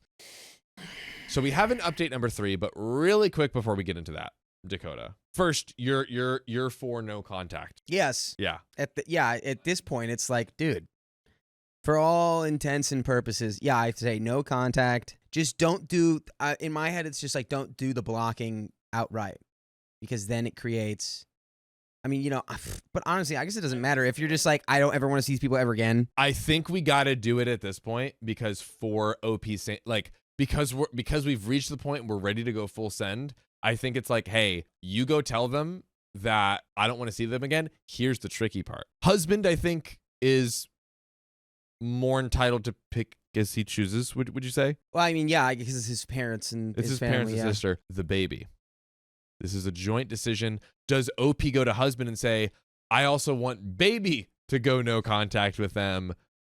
What are your thoughts, Dakota? It's probably fair. I can't get over in my head that I imagined you being like, let's ask the baby what it thinks. Baby, what say you? Baby, we need your advice. What do we do about the in-laws? I want Milk Factory. That's not shut down.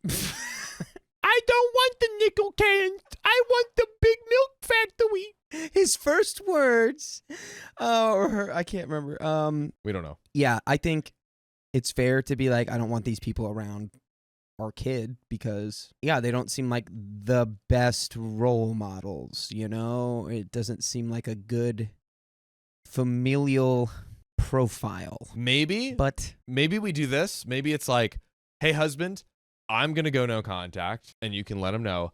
What do you think we should do about baby and yourself? What are your thoughts? And just pose it to the husband and see what he thinks. Yeah, I think that's good. That's definitely like sort of covering all the angles. Yeah. I don't know. You know, it's like the more I really like critically think about these kind of stories, the more it's like I get becoming from a place of like, I don't ever want to see these people again. And then even the husband is like, yeah, they're like out of line, but it's like, are you forever is a long time, right? So like, what is the path that provides you the most peace? Is it actually completely cutting these people off, or is it learning to just let it sort of slide off your back like a duck, like water off a duck's back? You know what I mean? Like, quack. Don't let any of it get past the surface, and just know where your boundaries are and be prepared to like enforce them when needed. But I don't know. It's probably situational. Yeah. But I think OP's reached her limit, and I don't blame her. Yeah, I think given everything, it's like it makes. But see now, then once you like start taking like the grandchild out of the picture for the in-laws, now you're starting like war. Yeah. You know, now it goes from like, oh, we kind of don't like each other to like, oh, we are like spitefully going to hate each other for the rest of our lives now. It is true. That's why I was like, because it seems like that's a big one. That's a big one. They're literally the parents of your husband, and it's like you're probably still, even if you want no contact, you're still probably going to have to deal with them in some way, shape, or form. Yeah. Is it realistic? Like, no. So, or like, it could be. Well, and we'll see. We'll see what Opie does. My bro, I'm thinking deep today. Those gears are grinding. Peeling back the layers of the onion. Update number 3. So my mother-in-law and sister-in-law's husband did not wish me a happy birthday yesterday. Today, my mother-in-law shows up at my door unannounced and expects to be let in, even though I specifically stated I did not want to talk to them this week. I opened the door and told her I was busy working. She said she would wait outside. I said, no, you can't wait. You need to leave. I shut the door, closed the blinds, and haven't heard from anyone.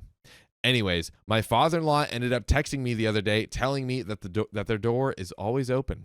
I responded by telling him, thank you. It's just that at this time, I am consumed with advancing my career, taking care of my daughter, and going to the gym for my health.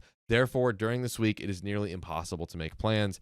He responded by saying, so there's a set amount of time that we can't see each other for. What? They're just so pushy. Like, it's like so like, are they mad that she has a career? Is that part of it too? That it's like just the fact that she's career oriented is like gross. I think there's a fault. I think it's like, hey, why are you not spending every single millisecond and every molecule of your body devoted to your children? And not, taking care of yourself to take better care of the kids. No. That's like, no. You know what? Screw it. No contact. Get away That's from what these I'm people. saying. Don't let them know where you live. Don't let them know your number. Yeah. Get rid of them. Just be gone. That's what I'm saying, man. I was trying to find the peaceful path. Yeah. I choose no peace. No peace. I want problems always. Let it burn. But I don't. But these people will cause problems always. So get away from them. Let it burn. Honestly, this just annoyed me. Instead of saying something like, no worries, I understand you're busy and I'm happy you're taking care of your health. Let's get together soon. Nope. So I decided to give it to him straight. I told him my daughter's bedtime is 7 p.m. and I don't want to mess with her schedule because if we do, she gets really unsettled and won't fall asleep, and I have work during the week. My in-laws don't work from Sunday to Wednesday, and my sister-in-law doesn't work at all. Lazy. Just kidding. Shout out to you stay-at-home moms out there. We love you. That's like basically 90% of our audience. No, it's not easy. Not easy. Not easy at all. So please flame me in the comments because I deserve it. Anyways, so then I told him, to be honest, I didn't feel like being all together and pretending to be happy because my sister-in-law treats me like crap. And I explained that she got mad at me at Christmas for asking her next time to tell me if her kids are sick. And she exploded at me and told me to stay isolated for the rest of my life, etc., etc. And I haven't heard from her since. Then I told him that I just didn't feel appreciated and everything I do is always wrong. Father-in-law responded, he told me him and his wife, aka my mother-in-law, were coming to my house this week to speak with me. I said this week isn't good. It's my birthday, my daughter's first birthday, and Valentine's Day, and I prefer to have peace and not get worked up. We can talk about it in the week after. He didn't reply. Well, today is my birthday. Happy birthday. Doesn't sound good, but yeah.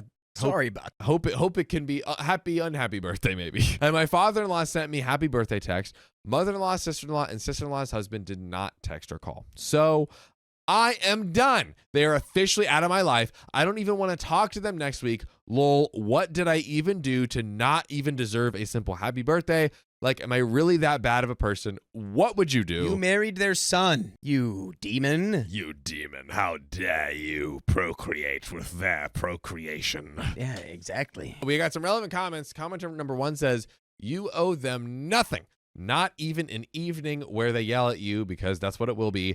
Bottom line, you cannot give them what they want. They want access anytime they wish without accepting your parameters or respecting you. They want to call the shots. They want you to stop being stubborn. They want to take zero responsibility. They love being petty and want you to roll over, play unalive while they run roughshod over your life. I've never running roughshod, baby. Is that a word? Yeah. Oh, what does that mean? Just like running amok? Just like going crazy? Just like stepping all over you. Wow. Yep. Having shoes with nail heads projecting to prevent slipping. Wow. That's what that is. That's the definition. What is it again? Of a horse having shoes with nail heads projecting to prevent slipping. Roughshod. So it's like to run roughshod. Textured horse shoes. It keeps you stable. Oh, but idiom is to completely ignore the opinions, rights, or feelings of others. Interesting. Kind of like how roughshod horseshoes ignore the conditions of the ground beneath them and create traction. You just made the connection for me. Thank you, because I was confused. How did we get there? How did we get here? No, thank you. Meeting now does not work for me. No further explanations. Do not jade, justify, argue, defend, or explain. It's hard to not offer jade, but learn to just let your no be enough. This is commenter number 1 is really. Yeah, this is super tight. We got Jade and what was there was something else earlier that was super fire. Yeah, as someone who used to feel the need to always explain why I didn't want to do something, or if I said no, like I needed to write 3 paragraphs, like it's so refreshing to just be like, nah, don't want to do that. Next time. And then just be at peace. I feel like it's a bad thing about our culture is like it's constantly like, oh no, sorry, It's like, why apologize? Like we don't need to do this. Anyways, sidebar. That's a whole different, we could talk about that for an hour. Whole rabbit hole. But yeah, Jade, we love it. It's hard not to offer jade, but learn to just let your no be enough. I cannot imagine meeting them only to have them yell at you for being an adult, making decisions you think is best for your child. It's going to be the most unproductive meeting on earth. Yeah, probably. Yeah, I'd agree. When they show up unannounced, no, you cannot come in. I am preparing for tomorrow. Surprise visits irritate me, and I wouldn't be good company. Husband, your parents are here. Do you want to go outside to talk to them?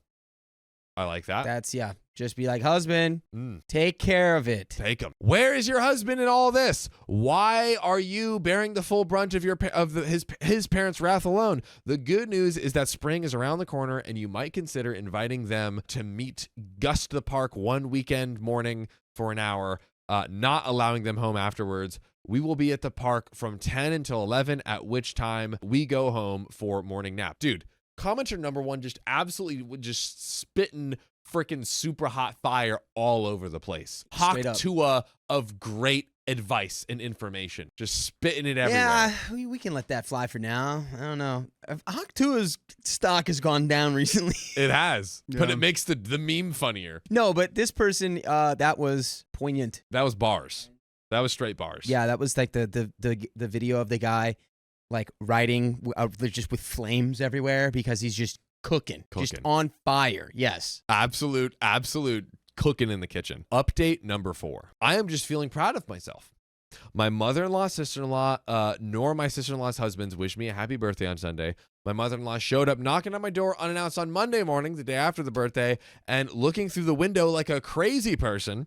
I had told my in-laws I didn't want to see them this week because I was busy, and I didn't want to talk to them about the situation because I didn't want to be stressed out during my birthday week, my daughter's first birthday, and Valentine's Day. But my mother-in-law doesn't care about my feelings or what I say.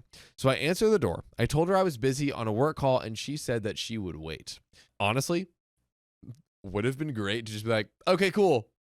Goes back in for 7 more hours. Yeah. Yeah. Sorry, long call, mom-in-law. Yeah. Yep. I was indisposed. Indisposed. Couldn't make it, sorry. And I closed the door and closed all the blinds in her face so she couldn't look in at my daughter anymore. Today was my daughter's first birthday, and my mother-in-law decided to spam my Facebook post I made acting like Grandma of the Year. Blocked her on Facebook. Same with my sister-in-law. My mother-in-law and sister-in-law also sent happy birthday and sweet messages in this big family group chat, like 15 people, cousins, sisters of the mother-in-law, and acted like they were so sweet. And remember, they didn't tell OP happy birthday to her directly on her actual birthday. Yeah. Yep. Quite literally. I almost replied with, oh, you can say happy birthday to my daughter, but not to me? Oh, it was to the daughter. I didn't. Instead, I left the WhatsApp group. I blocked their phone numbers so they have no way of contacting me at all. Totally blocked. And I felt like a weight has been lifted. My husband stands by my side in all of this, although he is really heartbroken at how immature his mom and sister are. They have to learn that their disrespectful actions can cause consequences. When will you learn that your actions have consequences? When will you learn? That's Dakota Payne, ladies and gentlemen. That's right. My brain's full of internet memes. Dude, he's here. Dude, your brain is wrinkled to the maximum today. You have your surface area is just at a. I'm upset that I wasted so much time trying to like delegate, like find a peaceful resolution with these in-laws. Though they don't deserve it. They suck. You know, you were trying. You were trying like, hey, how can we? There's husband is involved. Yeah. Like you want to.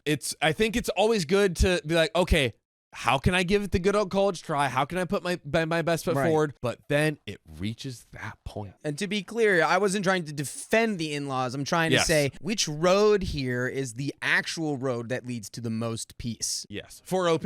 Right. For OP. Yes. For inner peace. Yes. And now I think it's clear, like, you're not going to get any peace with these people talking to you ever. Because sometimes if it's like a way lighter case in this, a kind of hybrid approach of like, okay, we won't actively initiate things, but you know, we'll go to the parties and then that won't make them go, why aren't you doing this? Why aren't you doing this? That can work in these lighter case scenarios, but we got a heavy duty one. Yeah, this is way too exhausting to try to keep any semblance of like peace or tranquility on the surface. It's like, that's too much, dude.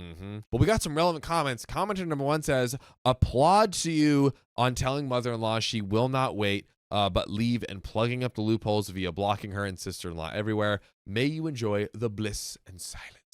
Ah, yes. And then we have update number 5. My mother-in-law and sister-in-law have been blocked for a little over a month, and it has been so nice to not have to worry about them messaging me or me seeing any of their posts or anything like that.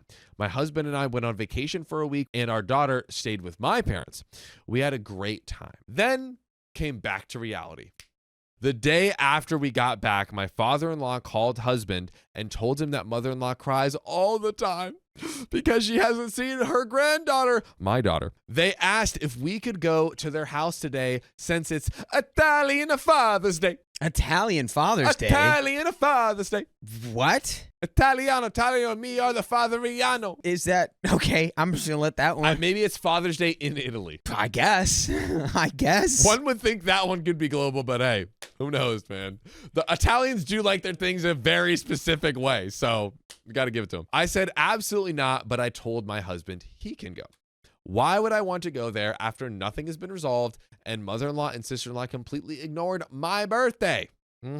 My husband is mad because I told him he can't bring our daughter over to their house with him. He thinks they should see their granddaughter, but I disagree. His mother and sister highly disrespected me, and I don't believe they should have access to my most precious treasure in this world. Big facts. Not until they learn to apologize and actually understand what they did. Yeah. Do you all agree, or am I being too harsh? For reference, for those who don't want to read through my old posts, basically, I've always made my in-laws happy in everything, even if they went against what I wanted. They chose my engagement party, what I had to wear. They chose the date of my wedding. By the way, none of which was paid for by them, just to put that little asterisk on there, right? They're just demanding other people spend money to do their whim. They just know best, apparently. Apparently. I even made them happy by getting married in their country, in their hometown, so that their family could attend, even if it meant my family could not attend the wedding. That is big. That was a huge sacrifice. My sister-in-law ruined my wedding pictures because she was a bridesmaid and was very late getting to me on my wedding day. So she was so pissed I didn't wait for her.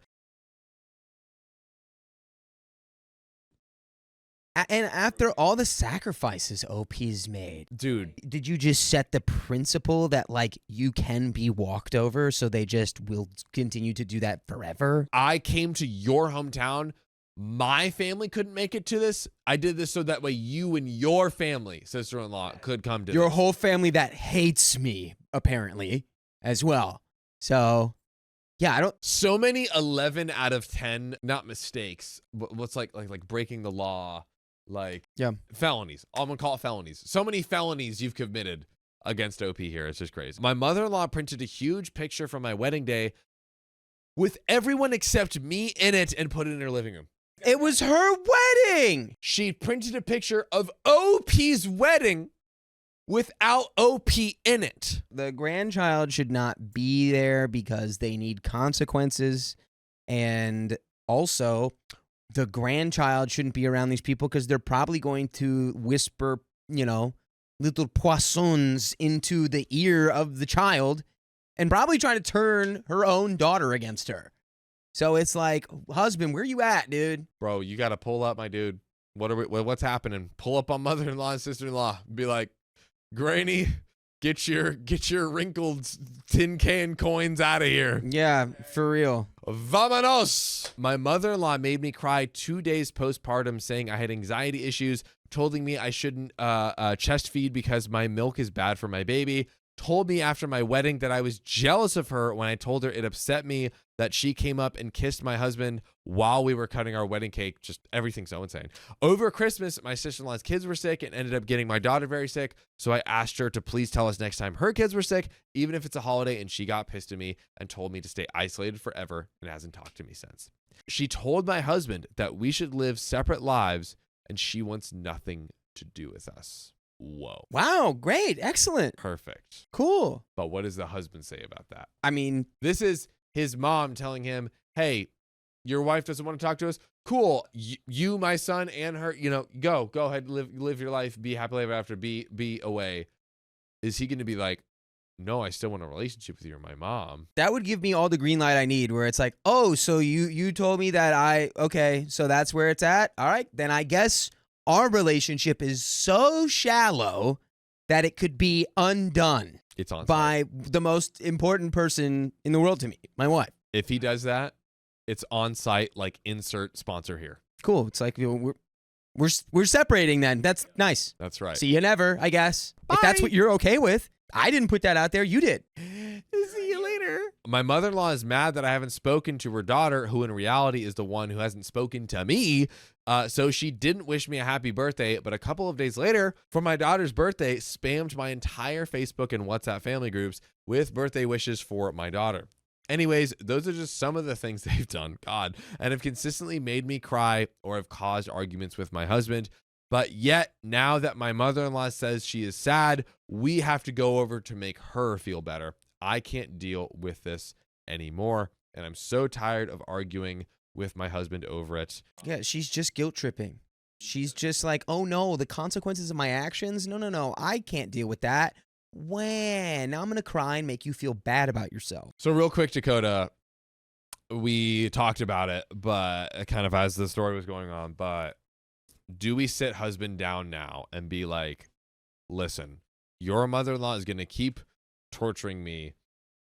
Do we ask him to go no contact? Like, what do we do? I think you should frame everything in the context of your kid. You know, it's like, I don't want my kid, you know, around these people who so blatantly disrespect me and hold me in no regard, because I'm afraid how they're going to influence my child or our child. Yes. I don't know. It'd be like the same, like, or just take the context of family out of it, right?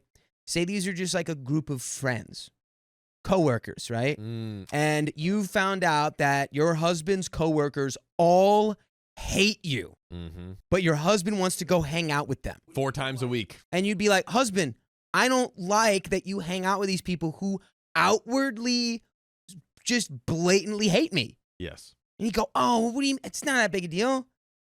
I'm gonna take our kid over there too. No, they hate me. Why are you hanging out with people who hate me? That we need to use that analogy more often. It's like, hey, if this was a group of friends, if this was a group of coworkers, we absolutely would not be spending the time with them, no questions asked. So why? Because we happen to share the same DNA. Because you're my birther. It's a context that people will use to like abuse their power, because it's like, oh, well, we're family. That you can't do anything about it. We're family. It's like, well, that doesn't give you the green light to just like be a toxic manipulator and and if I'm the husband, I'm like, it doesn't give you the right to hate my wife and expect me to just roll over and be cool with it. Yes, Dakota. Like, yes. So I don't know. Yes, that's what it is, ladies and gentlemen. Take mother freaking notes and keep taking notes, because we're getting into these relevant comments. Commenter number 1. Well, the birthday thing is really a little petty of you to be mad about. Adults don't care about other adults' birthdays. Does your husband celebrate Father's Day? If so, it's his day. You get to do what you like on Mother's Day. He should be able to celebrate his day how he likes. Your other points are issues worth addressing. Okay, so really quick, I think the point of just going out of your way to like not celebrate your like daughter-in-law's birthday when you know it. It's not like a thing where it's like, they didn't throw me a party and I didn't get any gifts and blah, blah, blah. It's more just like this is just another example of like blatantly going out of their way to just sort of disrespect me or disregard me. Yep. I might as well be invisible. Worse than they don't care, they're almost using it as a tool to hurt her. Yeah, exactly. Crazy. Yeah, where it's just like, just to let you know, just a reminder, we don't care about you.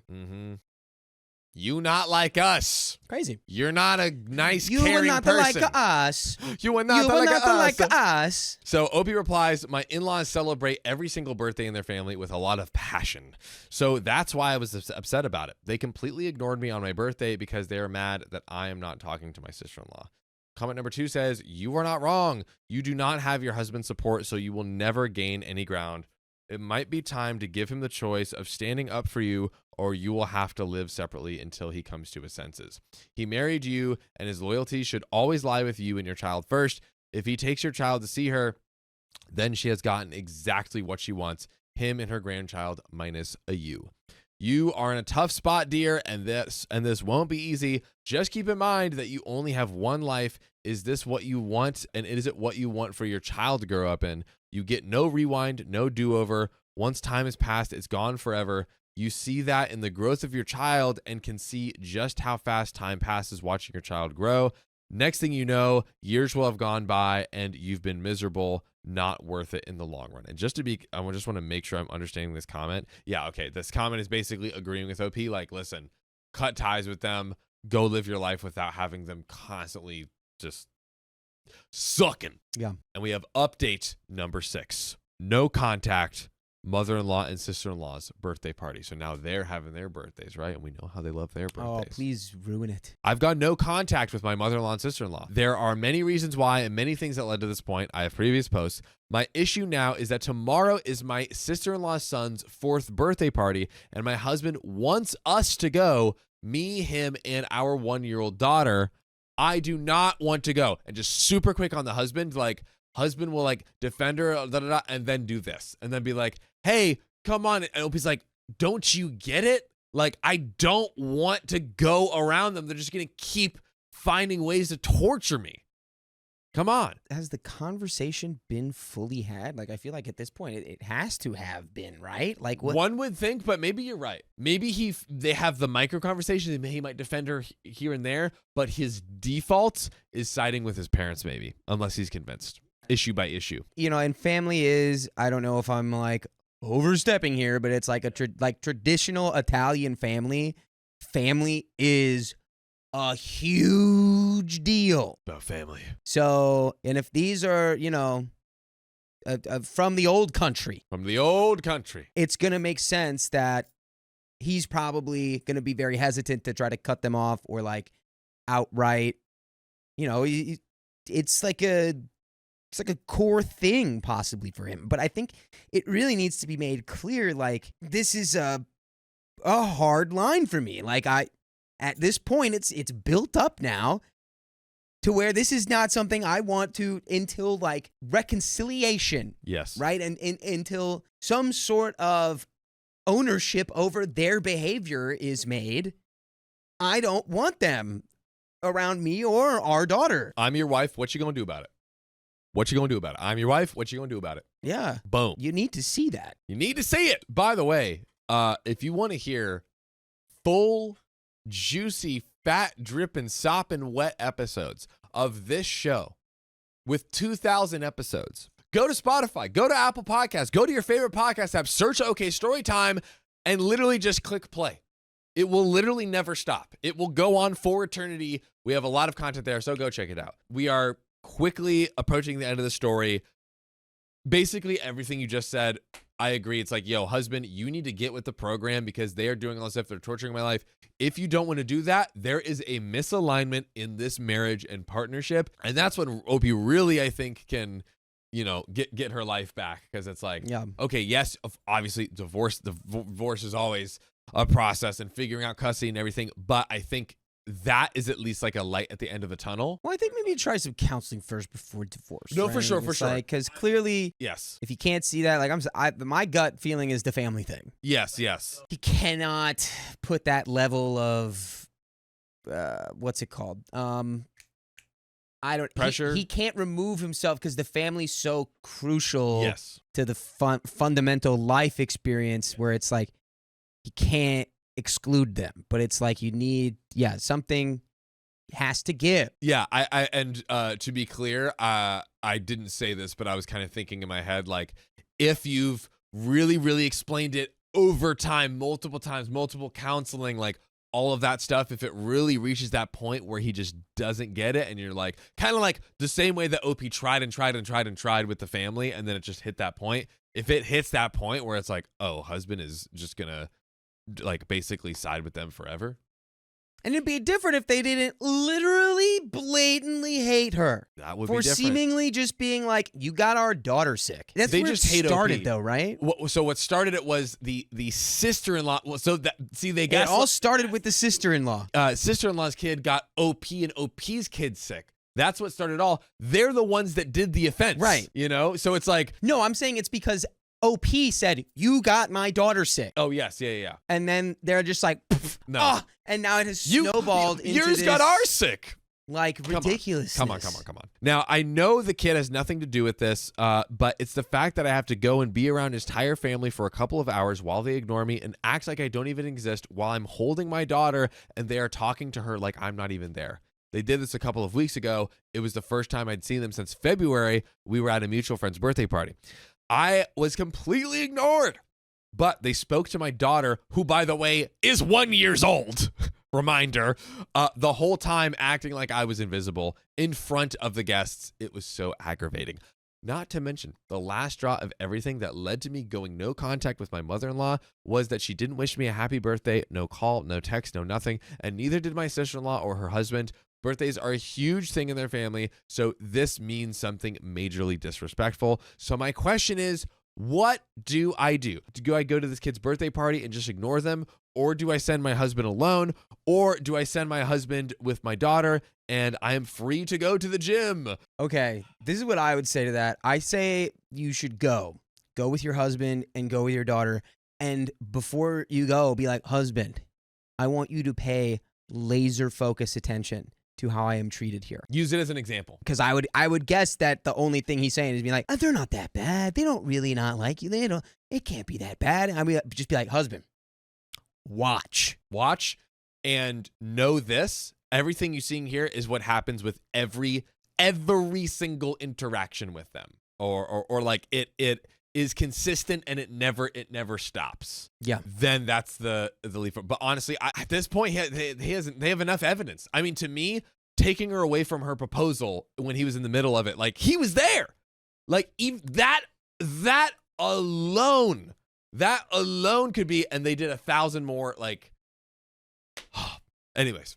So many things here. Let's get into these last relevant comments. So commenter number 1 says, send your husband alone. Tell him you wouldn't want him to be around people who abuse and bully him. So why doesn't he love you enough to do the same for you? Ooh, bore. Commenter number 2, no contact means no contact. Why is your significant other wanting to go to a party that he knows you'll be treated terribly at? OP replies, my husband is literally arguing with me right now, saying that we all have to go because we're a family and I am with him. And with him, no one will disrespect me.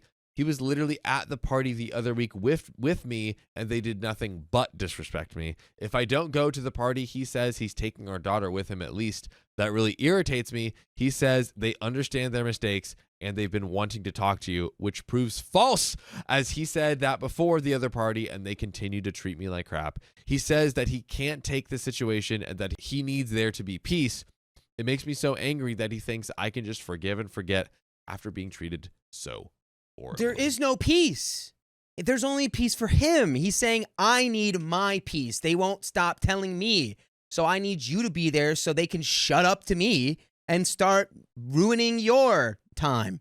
Like, that's selfish. And again, disregarding OP's experience. So I don't know. I think it needs to be like a go to this party and then have like a moment by moment breakdown where it's like you experience the disrespect. Husband is there. You go have an aside with husband and you say, okay, what did you see there? Did you see respect? Did you? Did you see respect when they ignored my existence and like talked to our daughter? Like, you know, like when someone's like out, like a stranger's walking a dog and it's really cute and you go, oh, hi, little doggy. And then you completely ignore the existence of the person walking the dog, right? We've all done this. But this is not a stranger with a cute dog. This is your daughter-in-law with your grandchild. Yeah. Ah. I'm gonna say this might be crazy, but just to throw a freaking Hail Mary at the end of an episode, I think we have enough here for a divorce. I do not. I think we should absolutely go to counseling and like go through that, but mostly as a prep, or, you know, as a, okay, maybe we can resolve this, but kind of going in being like, I don't know if he's gonna change, and just prepping for co-parenting. I think this man has shown that, hey, you love your mom so much, go marry her. Why don't you freaking marry her? But see, I Then think you can that's cut the the cake perfect context for the counseling. This Yeah. guy's clearly so chained to his family that like he can't see reality. He can't. And it's like if outside of this is like a healthy marriage and a healthy relationship and like a man that you love, like go try to figure out, you know, how to move past it. And I think it lies with the husband being able to be like, oh yeah, my family is toxic. Yeah. And right now he can't do that. The rose tinted glasses, they got to fly. You know, and whether it's a cultural thing or whatever it is, get to the root of it. That's right. And then if that doesn't work, yeah, I don't know, man. I can't see myself being in a relationship where I'm made to be constantly disrespected by people I can never get rid of. You know, this doesn't make any sense. Ladies and gentlemen, please comment below. Would you divorce or not? Say your reasons why. I want to see I want to see paragraphs. I want to see essays, novellas, novels in the comments. Let us know. My mother-in-law ignored our parenting rules. It made our daughter sick. Ew. Ew. to jail. Ew. I, 37 female, and my husband, 31 male, have a 2-year-old daughter and a 2-month-old son. My mother-in-law, let's call her Jan, 56 female, likes to take our daughter to the playground in our neighborhood. By the way, this comes from Smallest Hydra, and if you want to submit your own stories, go to r/OKStorytime subreddit, which is great, except she uses it as a chance to let our daughter break rules we have set for her. Anytime my mother-in-law babysits, she lets her daughter break rules. It ends up making it more difficult for us in the long run. Jan and my husband have a difficult relationship at best. She tends to downplay anything he tells her he is concerned about as being over anxious or a killjoy until something he was worried about actually happens. Well, this last park trip was one of those times. My husband had repeatedly asked his mother to not let our daughter play in the sandbox at the park because it was uncovered and very old, and we don't know when the last time the sand was replaced, if ever. Animals love to use sandboxes as litter boxes. She continues to ignore this rule, and this week she let her play in there and eat sand. Oh no, I see where this is going. Nothing's better than 2-year-old and some sand, mulch, or dirt. When they came back, my daughter was absolutely filthy, had sand everywhere, and mother-in-law acted sheepish telling us about it. I initially brushed it off, but reminded her no more sandbox. That night, our daughter developed a rash on her chin, which has gotten progressively worse in the past 5 days. It has spread all over her face and the back of her neck, her ears, and her eyelids. Her doctor now has a steroid cream and 2 different allergy medicines until the rash is gone. And my husband and I are livid. Oh no. The one rule they had. Come on. The poor kid scratched herself so much in her sleep that she bled all over her pillow. Oh my gosh. She doesn't have any other symptoms, thankfully. But the point stands that if she didn't play in the sandbox, this probably wouldn't have happened. So now, my husband is fed up with his mother deliberately disobeying our rules and wants to no longer allow her to spend time with our daughter alone. I told him that I would say something to her this time because things tend to hold more weight coming from me. But would I be the jerk for telling her she can't be alone with her daughter anymore? Real quick, yes or no? No. I don't think so. I don't think so. Child safety first. Yeah. Edit. I can't figure out how to update, so here is an edit to address a few things I've noticed in the comments. We wash the child, for crying out loud, people, LOL. She takes a bath every other day, sometimes more if she gets especially dirty. And this day, she took one less than an hour after she got home from the playground. We are not helicopter parents. I am actually more lax than my husband is with these things, and this made me upset. I had a sandbox as a kid, and my mom got rid of because we kept forgetting the cover, and the cats and raccoons would use it as a litter box. You can actually get a lot of illnesses from poop even if you remove it from the sandbox. Yeah. That makes sense. Yeah. The little particles can get everywhere, and clearly they have. You'd be, yeah, exactly. And you'd be a helicopter parent if it was like, you can't have them in the sandbox, they can't talk to this kid, they can't do this, da-da-da-da-da. It's like, don't go in the sandbox. Yeah, that's all it is. And they have a reason for it. Now that being said, this isn't just about the sandbox. My mother-in-law has a terrible relationship with my husband because she is always undermining him and thinks anything he says and does is wrong if it isn't the way she does it / would do it. She still sees him as a child and not a grown married man with his own children. The point of this post was to ask for advice on how to talk to my mother-in-law about this without causing a huge rift. I understand that we are partially to blame for this happening because we didn't restrict her visit sooner. We own that. But we also hope she would listen. Well, clearly we were wrong. Of course, we are very aware that kids get hurt and sick. Our daughter already has a couple of scars and has been sick a lot. But one thing to know about her is that she was premature and spent a lot of time in ICU, and her immune system is more fragile than other kids. This is why we worry about illnesses specifically. She missed so many days of preschool because she was sick that we just decided to take her out, and I am homeschooling for her now. I am a stay-at-home mom and a licensed pre-K and toddler teacher. We let our daughter experience danger in a safe way and healthy way, but mother-in-law does not. If ever my husband raises a concern, she brushes it off, saying he's paranoid or too anxious, and she doesn't take him seriously at all. She is the kind of person that says stuff like, kids get sick sometimes, or kids get hurt sometimes. But that doesn't mean she should purposely put our daughter in those situations. For those saying, I'm not allowing my husband to discuss this with his mother-in-law, I'm not keeping him from doing it. I offered to do it, and he agreed worried because she does not listen to him, and we both know how they get when they argue. And trust me, she will argue. It is exhausting to him, and since this incident's made me upset, I need to be involved. I didn't want to air out our dirty laundry, but hope that clears up a few things. I will make another update when we finally have a chance to talk with mother-in-law. And we have one comment. We're going to get back to the story, but Sam, you have a copious amount of something. What, John? X's. I have like 4 or 5 or 6. I heard of 6 with a 0 All behind right, it. that 60 number, comes from somewhere else. Where does that come from? It comes from our OK Storytime membership. Yeah, that's freaking right. We have 60 plus hours of exclusive live streams on Monday, Wednesdays, and Fridays. It's only $5 a month, so go to the link in our description, youtube.com/OKOP show/join. Join a club almost as exclusive as Sam's X's. Well, let's get back to the story. How is mother-in-law responding to the horrible state your daughter is in? Is she remorseful and wringing her hands, saying that it is all her fault? Or is she trivializing it, saying like kids get sick all the time and refusing to admit it was her fault? Either way, you would not be the jerk in telling her she has lost her grandma privileges and will not be alone with her granddaughter ever again. No babysitting, no trips to the park, none of that. Protect your child from someone who would rather be right and in charge than look out for your daughter's well-being. OP replies, she doesn't know about the rash yet, as we wanted you to make sure the sandbox was the most likely source. We weren't able to do that until today. I'm sure she'll be remorseful in that it hurt our daughter, but she'll definitely try to justify her actions. She has used the words, kids get sick all the time, and it's good for her stop being paranoid like a few months ago when I dropped her off in the in-laws for a day. And it was raining. I asked them to keep her inside as she didn't have her rain boots on. They took her for a walk around the neighborhood anyway, got soaked. Mother-in-law put her clothes and sneakers in the dryer to try and cover her tracks, and the sneakers shrunk to the point where they didn't fit anymore. Dang. She does that all the time. Wow. Oh, God. Man. Why is she doing this? Power dynamic? Maybe it's power. Maybe it's some sort of control. Maybe it's generational kind of thing where she was raised in a certain way where the parents weren't really as involved as I've heard of how parents were in the 60s and stuff.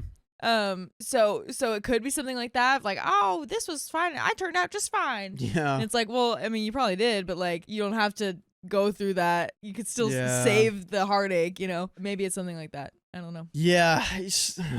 My kids can't tell me to do anything. Yeah. That's what I'm getting here. Yeah. Power dynamic. Edit 2 or update 2. We finally got to talk with mother-in-law. Oh, okay. And it went surprisingly well. Oh, good.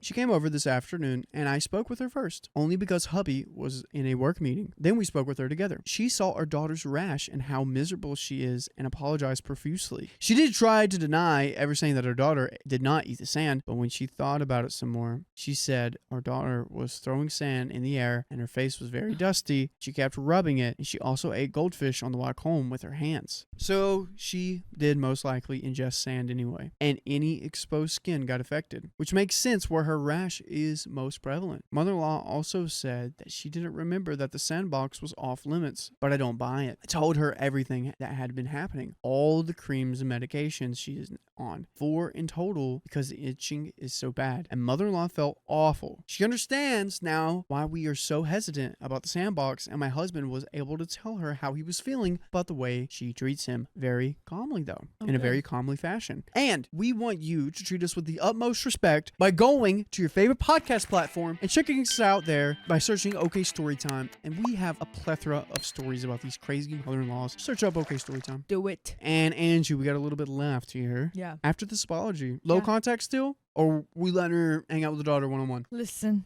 I don't think you need to go low contact. No. I don't think you need to go no contact. I think it's nice that she apologized. It's nice that she knows what she did and she feels bad about it. I think it's perfectly reasonable to say, take it a beat. Take a beat. Yeah, maybe we're gonna hang out with her for a while. Yeah. Maybe I don't feel so comfortable with you guys hanging out alone for a while. I hope you understand. It's not forever. Like some of the comments were suggesting. That's a little harsh. It doesn't need to be forever because of this one mistake.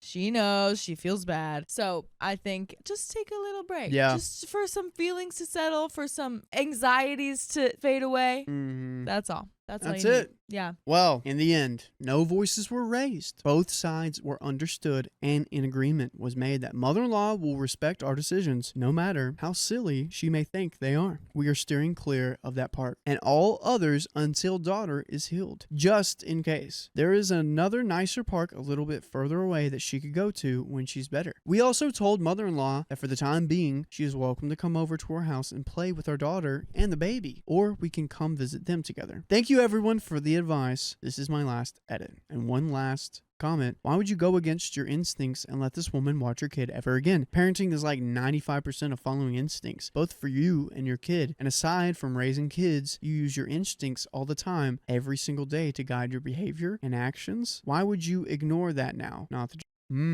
OP replies, we're definitely not ignoring it. I'm just nervous because I've never been in this situation before, and I'm a chronic people pleaser. Being a mom has definitely started to change that, though. That's a good question. Why are you going against your instincts? I think she feels fine around OP. Yeah. That like Or OP around feels the grandma. fine around Jan. Yeah. It's just like, Jan, why are you not listening to us? Yeah, and I think more complicated things come into play too. Like you could think, oh yeah, this is what's best for my kid. I want to do this. But you also still have to maintain relationships with other people. And so Yeah. social pressures come in the way of things like that. So I could see her thinking, oh, I don't want her to do this. I don't want her to hang out because maybe this will happen. But also she's my mother-in-law. So maybe I'll relax and trust her for a little bit, you know. And obviously it didn't work out, but I don't think it's her fault for, you know, ignoring that instinct completely, because Yeah, absolutely. she doesn't not. know exactly. So Yeah. but definitely not the a-hole. It Not seems at all. like it had a happy ending. Yeah, there. exactly. Yeah. And that's the end of that story and episode. end. So if you love us, make sure to subscribe. We love you. And see you tomorrow.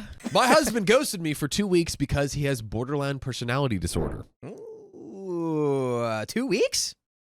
He's not talking yet. My husband, 38 male, and I, 40 female, met just over 2 years ago and fell head over heels. We are total opposites. He's a free spirit from the Midwest. I'm very type A and have a steady lifestyle. Not always. I was quite the adventurer through my 20s. I was diagnosed with bipolar disorder when I was 14 and have been medicated on and off since. Been working on that for the last 9 years, and it's worked very well for me. He was the first person who just kind of took it for what it was and respected my flare-ups / anxiety without questioning it or making me feel crazy. I showed him a more posh/city lifestyle and helped him with adulting. He grew up doing things by word or by handshake. By the way, this comes from effing unicorn Bialch from the r/OK Storytime subreddit. Try taking that down, things. He showed up with a crap car and all his belongings fit inside. He showed me adventure and letting loose a little. I owned my house for 6 years, had good credit, and a great job. We got married after 5 months. We got a convertible in my name. He had no credit. 2 kittens.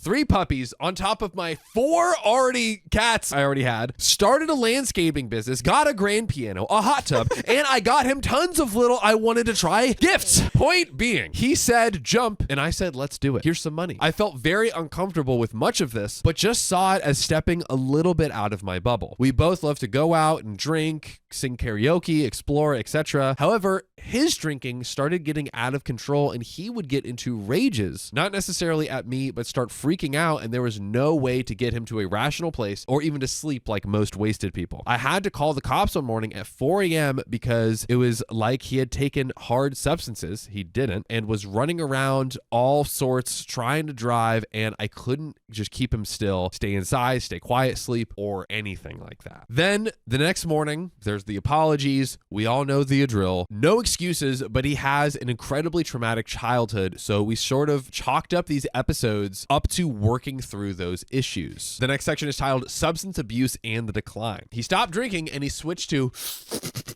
Oh, the devil's devil's lettuce. The devil's lettuce. I do not partake, and made it very clear that I don't want to be in a partnership with someone who does. I think it's great that it's legal. No problem with others doing it. It's just not something I want in my relationships, as I have had horrible experiences with it in the past. We love context. I don't get why people think this is such a harmless substance. He knew this from day one, but if it meant quitting drinking, I was willing to work with him. As I warned him it would, it escalated quickly. He switched to those concentrate pens and was basically mentally checked out of our relationship. Whereas we had spicy sleep 1 to 3 times per day most days, now it was nothing. He became very irritable, withdrawn, lazy, and accusatory. He was constantly complaining about everything. Constantly. The world is against him. All he does is work. All I do is nag and take, etc., etc. I've been the breadwinner the entire time. I won't even get into finances, but we'll just say most people describe his behavior as parasitic. Things were awful for basically a year after he started smoking. I drank heavily to drown my own depression. Oh no, that's not good. I asked him to help me with this, but he complained that I drank too much, then bought me more drinks to appease me and gave himself an excuse to get high.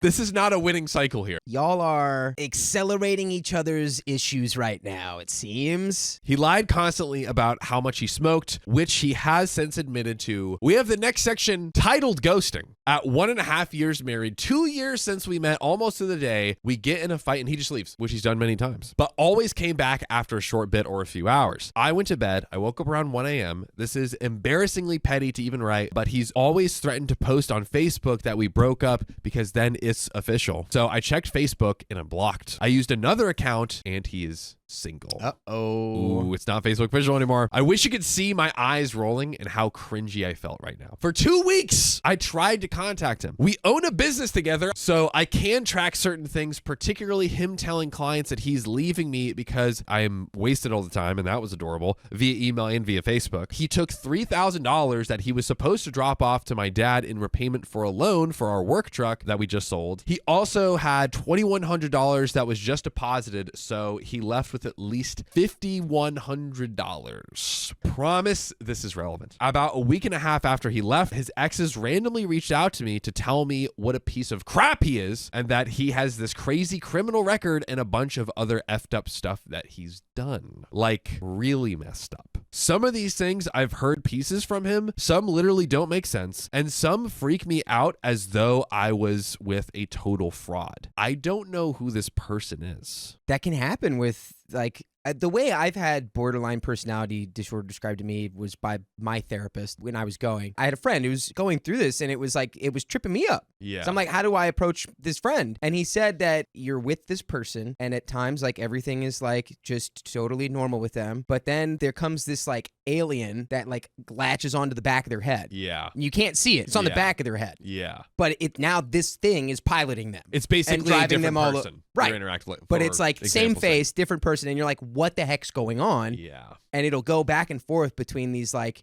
periods of like being in control and being out of control. Which creates OP's feeling of like, feels like I don't know this person. Right. Because it's like, yeah, and effectively. it's really hard to navigate. Yeah. So the next day, I was finally able to get a note to him when a mutual friend picked up some of his stuff. He reached out and we decided to meet. Because we've been married for almost 2 years, I've had to be very careful about divorce since I've owned my house that we live in for 8 years. I needed to consider protecting myself from him taking half. So I'm walking on eggshells trying to gauge the situation and see if he wants divorce. If I can just have him served and basically what the F is going on. He's very volatile, flighty, wants me to drive halfway across the country with him to visit his family a day and a half after we reconnect. I'm against him because I said no. Also a bad wife, the C word, all sorts of other nasty things. Then I'm his queen, quote unquote, and the only one who understands him. In one of his calmer periods, we were able to talk about the back and forth name calling. He said, maybe I'm bipolar, which I know he is not. And for some reason, I just blurted out that maybe he has borderline personality disorder. I didn't even know anything about it when I said it. Long story short, read the first paragraph. He is basically a textbook case. This was a revelation. Being on mood stabilizers, I decided to let him have one of my pills, which, and Opie said her medication is also used to treat borderline personality disorder. Not frequently, but it is. And it was night and day difference. Also, please don't get on me about taking the medication, taking a while to become effective. The same thing happened to me when I first took it 9 years ago. It was like this peace came over me, like when you have other other chill pills, but not sleepy or loopy. We talked about all sorts of fights that we've had that bad year, money in general, him stealing my dad's loan money, which he thought he had a right to for survival. I pulled the transactions from our business account and found that he had withdrawn another $2,000 from this time period. So I think we're up to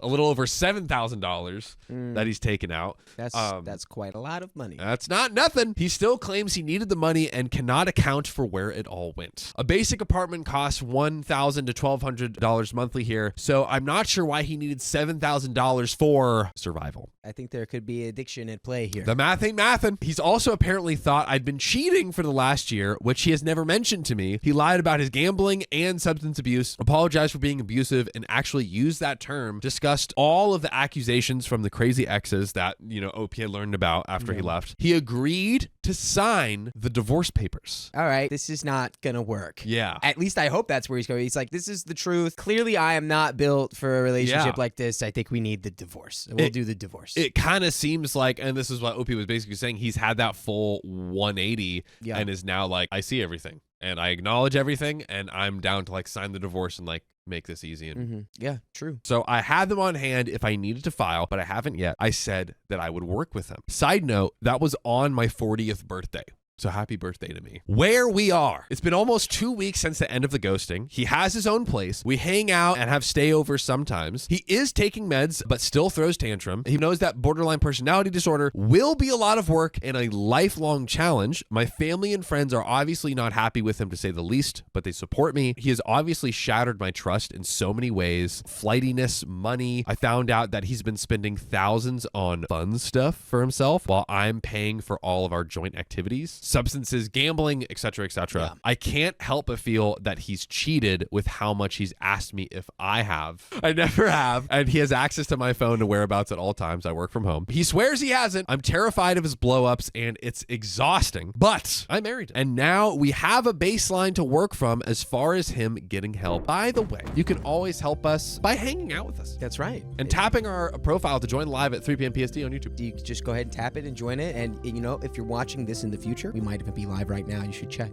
Just do it. Just do it. Before we get into this last part, Dakota, just quick gut check. How are you feeling right now? Well, is this resolving the way you think it should? I think that they need to probably work on their own issues separately. I think they need a little bit independent sort of reading time to get in touch with what they need. And it's like, look, if you're gonna marry somebody, it's like it should be somebody that you're like, I'm down to try to make this work no matter what, essentially. Ride or die. So the last section, seeking advice. I feel a sense of obligation to be there for him as long as he's trying to get help and improve. The divorce papers expire in a couple of weeks and I'm scared that he'll leave again if they lapse and I'll be screwed trying to track him down to protect my house and resolve our other business issues. My friends, family, and therapists think I'm being too loyal / compassionate in putting his life first and I will never be able to reach my potential if I stay. I don't disagree, but can't help feel like I'm abandoning him. Even though he honestly treats me pretty crappy in general, I still see the person I fell in love with. In writing this all out, it just seems quite obvious. Maybe I just need a validation. It seems like it's at least going in a good direction. I do think that OP should at least take some time for herself to improve on herself and him saying, but you know what? Maybe you don't have to go straight into divorce. Just do a separation just for figure out how you guys feel being separated. Agreed. And if you're like, okay, our lives actually feel a lot more manageable and a lot better, you might want to just be divorced. Sometimes, I don't know. You know what, Dakota? I agree. I ain't mad at it. But that's it. That's all we got. That's all she wrote, literally. My disrespectful brother chose his girlfriend over our sick mother, so I'm cutting contact with him. Get rid of him. Out. Oh, I need everyone to buckle up because this is going to be a long story. I, female turning 21 soon, was never really close to my brother, male 19. Maybe it's a siblings thing or the fact that our personalities are too different. Whatever it may be, I always felt like he was acting close to me only when he needed help with schoolwork, and he basically avoided, ignored, or even bullied me when I was not useful. That's so sad. Not the most healthy. Not a vibe. Not No. a vibe. That's what you just got to tell him. You're not being a You're vibe not a right now. vibe. It's like, oh, my bad. I'll Yeah. vibe more. That's proper communication in its finest. So that type of behavior never made me want to be close to him, and I've already made peace with that. And by the way, this comes from you, Depressed Cat Ella, on the OK Storytime subreddit. So what baffles me, however, is that Despite being super close with our mom, female 47, sometimes almost to the point of being a mama's boy, he starts to be distant and later ignored our mom despite her getting diagnosed with eye cancer. I've never heard of eye cancer. Yeah. You can get cancer in many different places. I know that. I just never heard of this one. Getting diagnosed with eye That's cancer. sad. I'm sorry. Are you laughing at her I'm eye just cancer? laughing at you. Now you're both laughing, and it's very, very mean. I think you're laughing at her eye cancer right now. This is messed up. So, getting diagnosed with eye cancer and having her left eye completely removed. Oh my God. Fun fact, my dad's dog's left eye is completely removed. That was not a fun fact. Kind of a sad fact. That was a sad fact. Well, now it's Is- kind of is- cute. Are they okay? I'm sorry. Yeah, no. they look great. Okay, cool. They Okay. just have one eye. Okay. And she gets around fine. It's chill. Just because his girlfriend was super controlling and honestly jealous, even though we are his family and not her competition. But Gurley is kind of crazy. What can I say? So this girlfriend was jealous of his own family. Yeah. It seems like. You guys are too close. He's like, it's my family. You're too close. So now I need to add some additional context. Our mom is a single parent. She raised us basically on her own as our father was an alcoholic with a tendency to be violent towards my mom, which is why she divorced him when I was 6, and he died of a heart attack 2 years after that. He was on heart meds before, and you're not allowed to drink while being on those meds, so basically he dug his own grave. Our father was never a dad to us.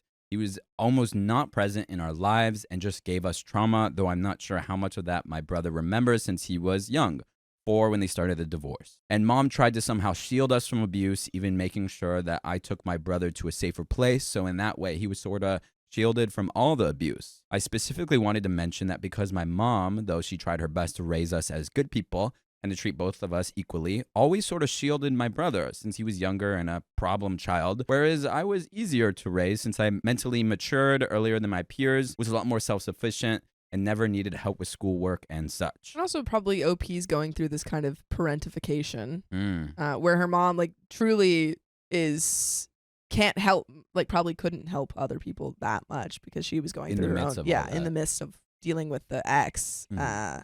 And so OP's kind of having to take on this parental role. Not so she only, probably does feel more mature. yeah, for sure. Yeah. That makes sense. It's a good Mhm. point. And also not only like parenting, but like protecting Yeah. this Having child. to literally like take him out of these situations Yeah. and then still not have a good relationship with him. Mm-hmm. Yeah. Yeah, good point. So I even went to high school in a different city, my country's capital city, staying at student dorms. Student dorms. I didn't know that were high school student dorms. I don't know. Well, I mean, maybe it's like a boarding school. And then continued to do the same since I started university up until last year at least. So let's introduce my brother's girlfriend into the story now. Let's call her Stacy. Obviously not her real name, though even if I did put her name, she would never know since neither of them speak English. Wait, It's anonymous. so the brother and the girlfriend don't Yeah, speak because they English? don't think they live in an English speaking country. Interesting. Mhm. I wonder what country they live in. Stacy is a year younger than my brother. They have been dating for 2 to 5 years now. Not as 2.5 years. Thank you. That was a huge range that I just glossed over. They've been dating in the range of 2 to 5 5 years, depending years. on the day and how they're feeling. Yeah, it's on and off. Mostly off. 2.5 years now.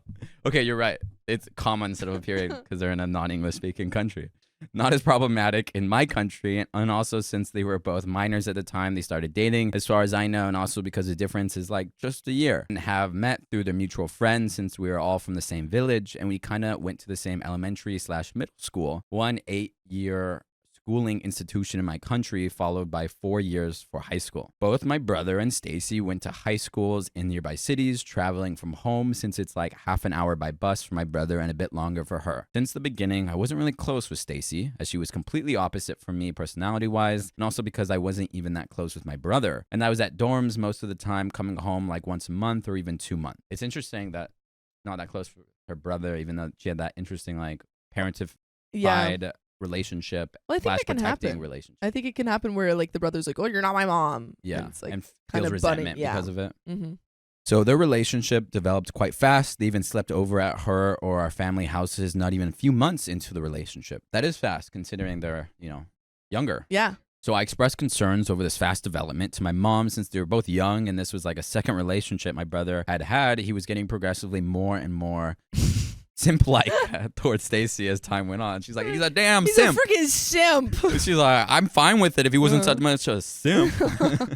If he was more aloof, it'd be chill. It would be so chill. He's a simp. Now, don't get me wrong. I don't really care about them that much.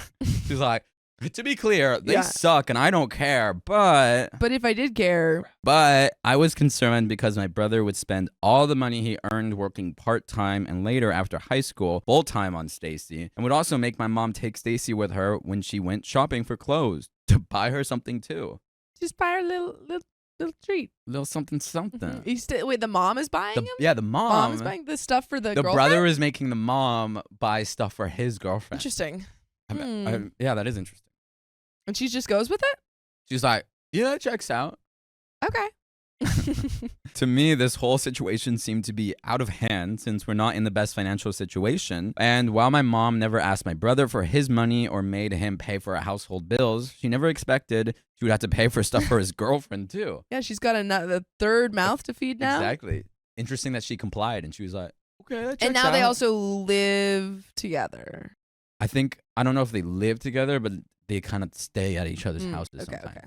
Also, TBH, Stacy kind of struck me as someone with main character syndrome. The terminology that OP is using is it's like subtle specific. Roasting this whole story, and I kind of like know. it. It's kind of a simp. I'm kind of an alpha, but you know. I'm like major Sigma vibes, and the GF is kind of beta right now. Since her behavior was super entitled. For example, last year when she found out my mom and I were shopping for winter jackets, without her, both of us had our jackets for a while and needed new ones. Not that it matters since it was never her business to begin with. She made my brother buy her not one, not two, but 4 jackets and a coat for the winter. How many jackets does one person need for the winter? Hey, you gotta look fine when the weather's not fine. I don't think I've ever bought 4 jackets in 1 year. Yeah, because guess where you live? That's fair. This is just one example. Yeah. But I have plenty more, but I think this one shows her character well. To continue the story, I have to say that Stacy never really liked me and always saw me as a competition. She would always make jabs at me in every conversation so that I would always avoid talking to her too much, though that was impossible when they stayed at our house. Then last year, from September to early January this year, her behavior got even worse. And after a fight over a bed, I'll get to that she somehow had on her own without ever voicing her complaints to me, she made my brother move in with her and her whole family. Very messy family. I would have to talk for days if I started talking about them too. The whole situation is just messy. Yeah. Bed thing now. Okay. We don't have one house, but kind of like 2 houses next to each other with like a front and backyard. This house belonged to my late maternal grandpa, who we stayed with after mom's divorce and basically till his death. Now only one of those homes is heated during winter, and we squeezed there to save up on heating. Stacy and my brother would have separate room when they were at our place, my late grandpa's room to be specific, important later, and my mom would sleep in living room area right next to that room. The mom's in the living room. Oh, wow. So that so her son and her son's girlfriend, can live their own room? He's like, yeah, I'll take the couch. She's like, it's totally fine. The couch is comfy. It's pretty nice. So I was at dorm and would only come for weekends sometimes, so I slept on a pull-out couch in the large guest room area that was a bit colder than the main area, which I never minded that much, but my mom would always feel sorry to me. Last December, I came home this time to stay since I left dorm and was going to travel to uni from home. Decision I made since my mom was working and tired all the time, needed help with house and all, and the 2 of them were far more helpful and in fact... Far from helpful. Important. Yeah. I was like, ooh, Very tides are different. turning. They're being helpful. This is going to be No. sweet. No, we're going the opposite way. They were far from helpful and, in fact, just made more mess because they almost never did any housework. So, again, OP's back in this role of having to kind of parent again. Yeah. With, like, adults, though, now. I mean, at least... Are they adults now? Well, I assume they're around 18 now.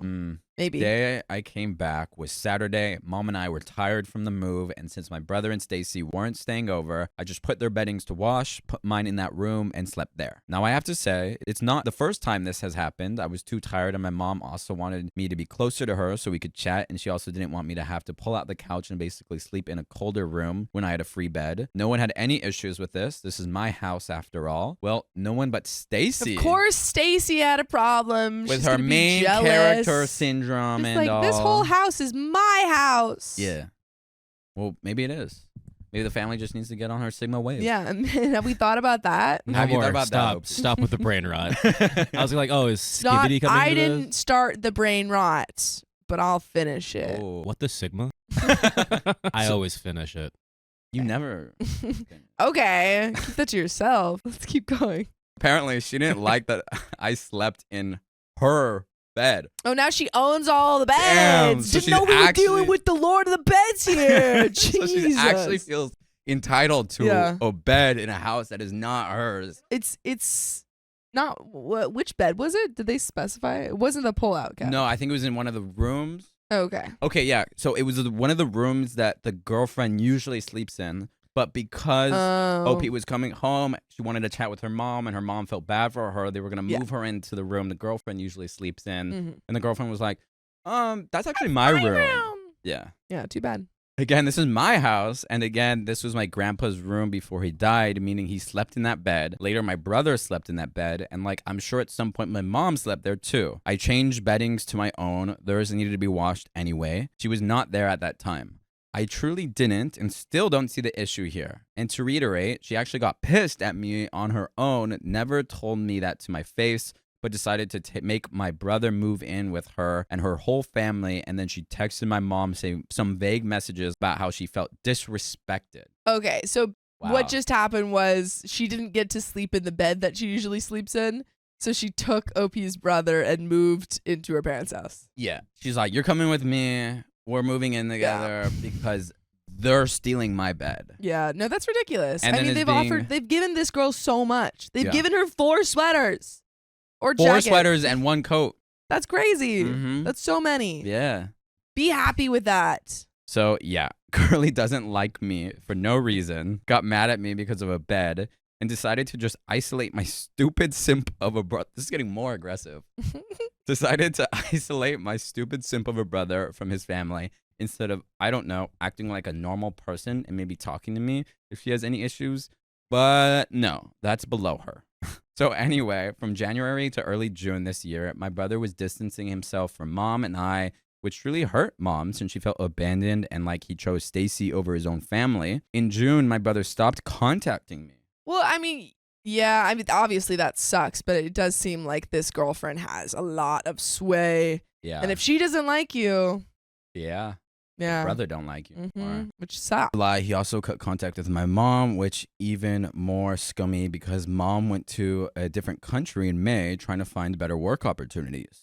All in all, my mom messaged him a lot to try to contact him to see how he was, but he acted like an idiot and ignored her, Ugh, which broke her heart a bit. man. Jeez. So in mid-August, my mother came on a sort of vacation back home while she waited for her work visa papers to be processed. And during that time, she found out she had an eye cancer. Everyone has eye cancer in these stories. Yeah. Was that a, that I was think a that was this story. Oh, that was that was like a story. prelude to this story. I was gonna say Oh, it's the okay, same I story. was like, there's multiple stories with eye cancer. No, it's still this story. Since it was inside her eye, they decided it was for the best to remove her eye completely and then extract part of it and test if it's malign instead of first poking it to extract some and making it worse if it is. My mom was obviously shocked, but decided to be strong. She wanted to tell my brother too, and if possible, make up with him somehow, just in case things go bad. Both my maternal grandparents died from some sort of cancer, so this obviously made her afraid of the worst outcome. My brother, the a-hole that he is, however, was super cold at these life-altering news once he heard them. So now the brother cut contact a little bit, but then we find out about this cancer diagnosis. Yeah. And so it seems like he is going to respond, I think, but maybe in yeah. a way that is just super removed and not compassionate. Yeah, which is so heartbreaking to have, someone who's like your mother, Yeah, it's one thing to not talk to your yeah. mom. It's one thing to hear about the serious, cancer Yeah. your mom has, and it's another thing to just like still not respond, all just because a bed situation. Well, it's because of the girlfriend. She's isolating him from the family because she was jealous. So first of all, we had to visit my paternal grandpa and contact my brother through him to arrange the whole meeting. Then he was super cold at the news, despite my mom basically crying in his arms when she was telling him the news. And lastly, even after this news, he still never contacted my mom to see how she was. This is a horrible son. Terrible. I'm like so confused. I just don't understand because it doesn't seem like there was this kind of, like it doesn't seem like he had a lot of problems with his mom besides what his girlfriend had. Yeah, maybe there's like underlying Yeah. things and resentments. There was the whole thing with that his built up throughout his childhood. his father and abuse with that. Just totally. Maybe there's resentment around that. We don't know. But it seems like, he's being swayed so much by his girlfriend. Yeah. And it has me believe that maybe he already had like a lot of things built up and she was like Possibly, just adding fuel to the fire. I don't know. Mm-hmm. My mom decided to somehow give him another chance in a way and visited him once more at the end of September, right before the surgery. During that meeting, he didn't pay attention to the fact that his own mother is going to have surgery where they'll remove her eye, but decided it was the best time to ask if mom could go with him to change his SIM card from mom's to his name so we could get a new phone. Probably for Stacy, since she mentioned she broke hers recently. Everything's for Stacy at the end of the day. This is wild. I can't imagine going to your mother who is going through this cancer diagnosis and, treatment. And after a while of not talking to her and being like, hey, can we change the SIM card? Yeah. Can you come and change the SIM card with me? And they're like, are you hearing us? Mom has cancer. He's like, yeah. He's I heard, but I need SIM this card. new phone. Okay. Mind you, my mom has only recently paid off his phone, and also that phone number belonged to my late grandpa. My brother just took it since it was convenient to use. So my mom rightfully said no, which just pissed him off, and he didn't even listen to anything afterward. Yup, that's right. Getting a freaking new phone for freaking Stacy is more important than his mother. By the way, passed away on the operating table while giving birth to him and had to be revived. I thought they were going to say, passed away. Her, she just passed away. And I was like, who was in the story? Yeah. Who's the mom then? Yeah. No. At that point, even my mom realized what an a-hole he is and decided to just prioritize her health first. Yeah. Glad the mom's finally coming to her senses and she was like, this is not okay. I just need to focus on the surgery. For right now, screw off. Yeah, I think it's really hard when you're a parent who's trying to, fix a relationship with a child. And you're like, it's hard to just realize that sometimes you have to let them go for the moment or at least the time being. Yeah, or put down a boundary. Yeah. And saying, even though it's true, I'm deeply desiring to fix our relationship and have a better, connection with you. I'm putting a hard line here because I see how inconsiderate you're being. Exactly. So at that point, even my mom realized what an a-hole he is and decided to just prioritize her health first. She had her surgery. Everything went okay. Thank God. And since then, she has been at home resting and recovering while waiting to get results in her first prosthetic eye. She's getting it next Monday, and then she'll meet with her doctor, find out the results from tissue analysis, and discuss next treatment plan. The reason why I'm even more pissed off and decided to vent here is the fact that a few days ago, my idiotic brother made my paternal grandpa call us and ask if my mom truly had surgery and if he could talk with her. I know that my brother made my grandpa do this since I could hear him and Stacy in the background instructing my grandpa on what to say to me over the phone. So he doesn't. Did they thought that the mom was lying? Not only does he not have the balls to call his family himself and say what's on his chest. Grandpa, do it. He's like, call them and then accuse them of fabricating the situation. Ridiculous. So the idiot somehow thought my mom was, I don't know, faking it or something. And only when he heard from the village gossip that my mom had her eye removed did he actually believe it. I wonder what grounds did he have to be like, she's making the surgery up. Yeah, I don't buy it. I don't buy this whole cancer something thing. Fishy. God, why would you jump to that? Yes, she had surgery, and no, my mom was not able to talk to that, as at the time she was resting after taking her meds. And if you just need to rest, you could join us live every weekday at 3 p.m. You could join us through Facebook, YouTube, and TikTok. Just tap our profile. Just tap our profile. There's another relevant update, but let's discuss. Yes. I think at this point it is it is kind of necessary for the mom to put a boundary down and say, hey, like I've tried to reach out to you multiple times.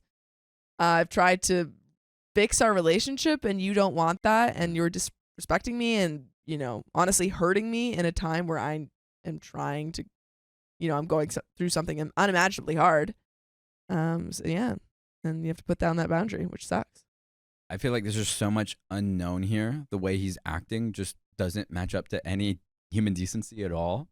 And so I would just, you know, if the mom has a capacity to be like, what is going on here? Like, what is your girlfriend saying? Are you mad at something else besides, you know, this small incident? Like, what is going on here? Why are you distancing yourself? Why are you acting like this? Like, there's just so much. Which doesn't also make sense. So hard to do. Like, it's hard to have those types of conversation when you're physically just feeling so unwell and you're going when through you're going through this life-altering surgery, when you're Mm-hmm. diagnosed with a scary cancer, Yeah. and then when you're obviously hurt and pissed and off. losing an eye, like just lost an eye. Yeah. So I have no words for this poor excuse of a human being. I cannot comprehend how he is my brother.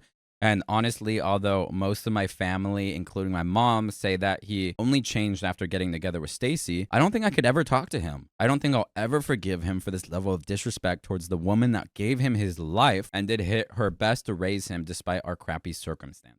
I truly have no words for this. I just needed a place to rant. I've been trying to hold in my feelings since I have to be there for my mom right now. I just don't want to see her sad. Anyway, this is the shortest version of my current situation. I'm grateful my mom's surgery went well and hope that she gets better soon. As for the two pieces of crap that are my brother and Stacy, I just want to not have to talk to them anymore. I have had enough of their craziness. Yeah. Honestly, I totally understand what you're saying. I think your brother is a bit of a simp. The conclusion to the story. At the end of the day, sounds I like your think you're brother's right. a simp. It sounds like your brother's a simp, and it sounds like Stacy's got main character syndrome. Don't be a simp. That's the The moral of the moral story. Moral of the story: story. love your mom. Don't be a simp for your mom, Be a kind simp of. for Not your really, mom. but Yeah, And not your but not like in an brother Oedipus way. or Stacy. yeah. Like hold back some simpness. Yeah. I abandoned my father despite his illness because it was toxic. You're toxic. I'm slipping.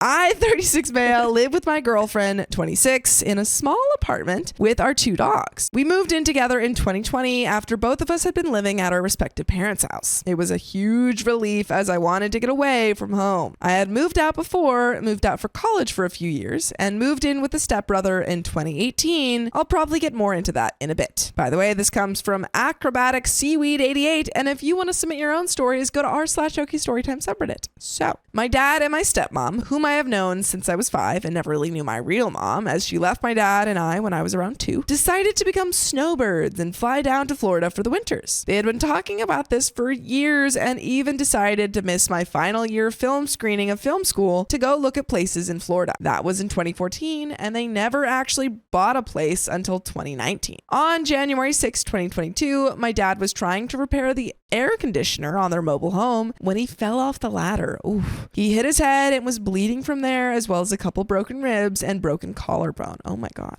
Ouch. I did not find out about this right away, as my stepmother, who is absolutely horrendous with technology, said she sent me a message, PM, email, who the F knows, about what happened. After a small argument about not calling me when something like this happened, I learned my dad was in the hospital and the injuries associated with the accident. After a while, my dad is in and out of consciousness, and he's not quite himself due to the head injury. That's the thing, that like the scary thing. When you have brain damage like this, it can just completely change your personality. Yeah, which is very scary. He tried to leave the hospital a few times, and one time the doctor gave him the go-ahead, and I had to call down there. Keep in mind, I'm in Canada, I have no passport, and can't afford to go down there, and tell him that he was not at his baseline and to readmit him. And my stepmother did as well, so she says. Cut to a little while later, Dad has had x-rays and everything else, and completely unrelated to the injury, they found a piece of glass in his lungs that had to be taken out. What the heck? Oh my God. And after that, he was pretty much kept sedated and had a breathing tube in. My stepmother had some help from a family friend who flew down to give her a hand. Despite what I think about everyone else in this situation and how everything turned out, I am still and always will be grateful to that one friend of my parents for helping. After a while, it was decided that my dad would be flown back to Canada since US healthcare and insurance, blah, blah, blah nonsense. In most people cases, when a spouse or loved one is injured and has to be flown somewhere else, the other spouse or loved one would go along, right? Well, not in this case. My stepmother called me to ask if she could stay down there because she didn't have anywhere to stay in Canada since they were renting out their house for the winter. More on why this is stupid later. To avoid any arguments, I just said yes. And my plan was to talk to her after everything was done and tell her how not cool that is. And then we could move on. Dad has moved to a hospital about an hour away from me, but it's winter, it's freezing rain, so he's in Canada now, but I can't get to see him yet. A group chat of friends and family was created as to not have to answer 400 emails and phone calls on the incident. In the chat, I asked for help one day taking some stuff down to my dad, like toiletries, clothing, etc. And everyone had some excuse like, oh, I'm busy, or not today, or maybe another time. These people mostly consisted of my stepbrother, stepsister, some of their kids. And some of their kids. A week later, Dad is able to make calls and we talk on the phone from time to time, and I finally get to see him once he's moved to a hospital a bit closer, and I do everything. I bring him his clothes, his toiletries, and visit him on a regular basis, while not a single other family member did a dang thing to help him in any way, shape, or form. He's eventually released from the hospital and he goes to live with my grandmother and aunt until the house being rented becomes free again. What? Okay. Well, I'm confused. So it seems like the OP is pulling all of the weight in terms of medical care and the step family is just doing nothing? Sounds like it. Everyone's just like, I don't wanna. And she's like, well, someone gotta do it. Every once in a while, I would call my stepmother and give her updates. One day, I don't even remember exactly what started the argument, but we blew up. Now, this was not unusual as our relationship has always been strained, and it hasn't been until recently that I realized how messed up our whole family dynamic is. I confronted her about not coming to Canada with my dad and how crappy of a thing that was. Her initial excuse of not having a place to stay was not the real reason. My dad, although undiagnosed, probably has Huntington's disease. 50% I have it as well. Yay me. Ugh. His brother just died of it, his father passed away of it, and has plagued my family forever. My stepmother tried to bring some of this up sometimes, but she would only do it when we were drinking. I would tell her here every time if she wanted to have a conversation about the disease and all that, I would do it when we were sober, which in my opinion is pretty fair. Yeah. Sounds like a good way to go about it. Any important discussion probably shouldn't be had under the influence. Right. Also, just for my clarification, so it seems like OP moved her dad to Canada to take care of him, and the mother did not come with? The dad wasn't flown out to live there, I think. I think he was flown out to like get some sort of operation or something. And then the mom didn't go with for that time. Which is still crazy. Yeah, that is weird. Someone's like, that seems like a pretty important thing. Yeah. It wasn't until recently I also realized we as a family basically had a drinking problem. I used to drink every weekend, 24 or more beers per weekend. Whether I was alone or with friends didn't matter. This is a habit I got from my parental units. Stepmom would get particularly bad sometimes and become confrontational and just belittle myself and my dad. Back to the Huntingtons. My stepmom said he was being very aggressive and loud, which is something Huntington's does. It affects the mind and body, and the patient becomes less of who they are. Dang. Motor functions are heavily impacted and lots more. You can Google for more info. I can't type out any more of the symptoms. It's just too much. Anyways, this was the real reason for not wanting to come back.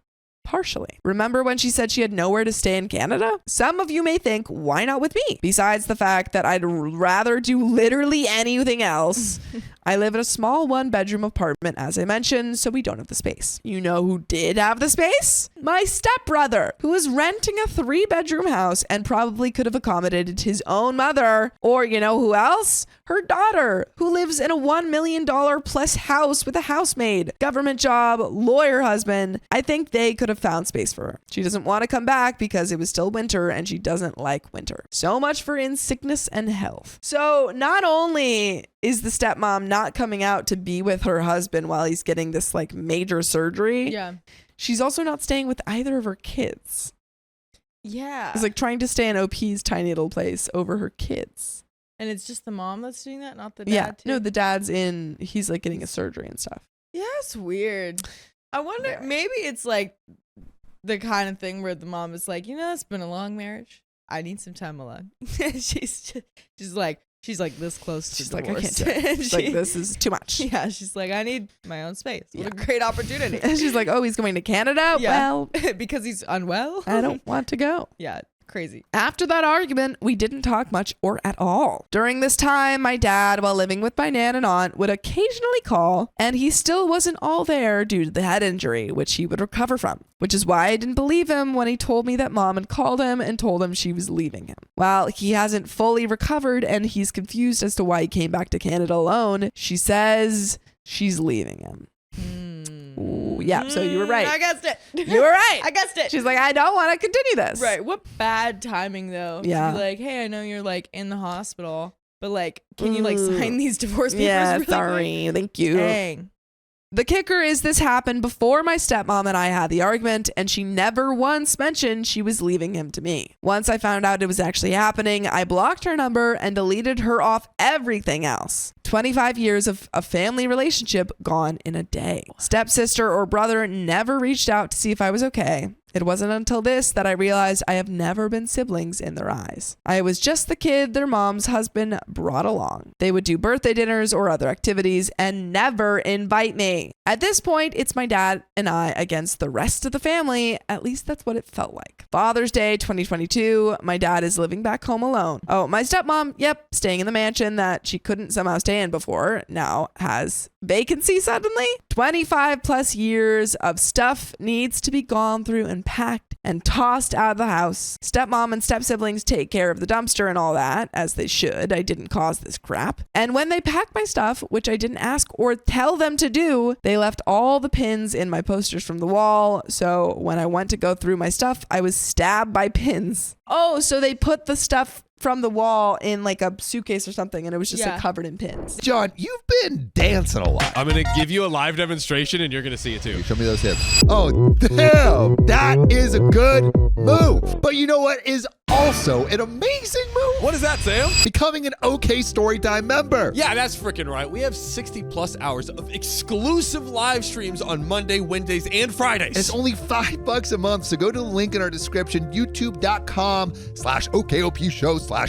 Well, let's get back to the story. They didn't take the pins out of the posters. Interesting tactic. Dang. So I drunkenly post on Facebook how pissed off I am at this family and even show pictures of my stuff with the pins on it. Next day, hungover, dad is still sleeping. Step-sister calls his phone about 45 times, not an exaggeration. I finally pick it up because he's passed out and tell her it's me. I stop her from talking more. She's pissed about the Facebook post and I say after Father's Day. We can talk after my dad has his day. And she refused and just kept calling us. I took the post down to hopefully shut her up. Instead, she called the cops? What? On what? On what? Where did that come from?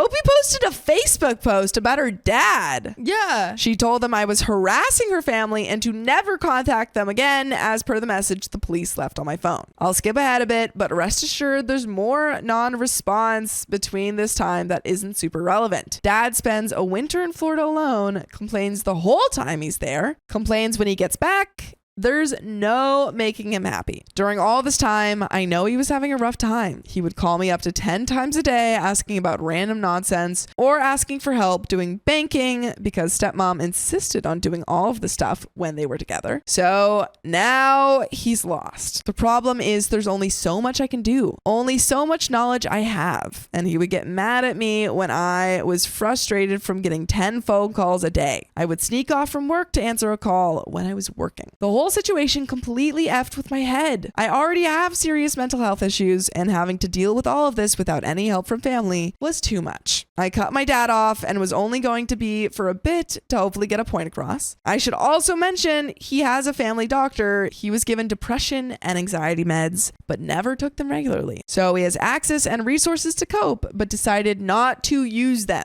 When I offer to help, instead, he just brings up the incident to everyone and bad-mouthing stepmom. I wonder if this is after she's already left, I guess?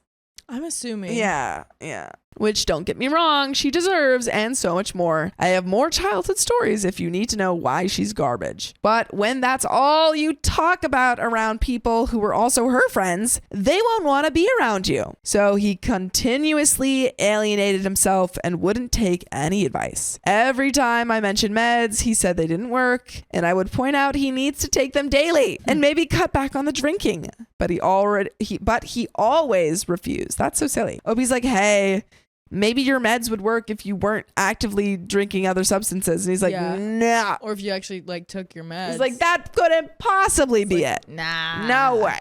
But I wonder too, if someone's at that mental state, if they even know the impact that they're having without their meds. Yeah, You know what I probably mean? not. Yeah. It finally all came to a head after a couple calls where he had badmouthed my girlfriend, who at this point I had been keeping away from as much of this as I could and dealing with this crap on my own. And she would comfort me and console me when it was too much. He called her and said I, as in me, probably have Huntington's, and ever since she came along, I have been distant with him. Yeah, that's what happens when you start a life, but I get it. He's upset.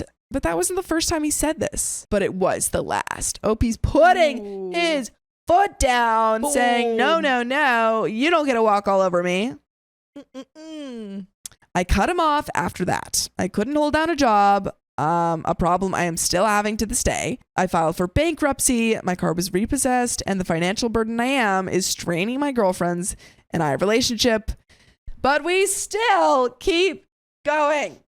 Wow. He's got tenacity, determination, Gotta give him that. perseverance. After doing a small amount of therapy, as I couldn't afford any more, I started to realize my childhood, my parents, frankly, and that is, you gotta have that realization. Yeah. The constant drinking swallowed us up so much I didn't realize it until recently. And just to toot my own horn, lost 60 pounds in a year from cutting out drinking alone. Wow. Whoa. Weed all day, baby.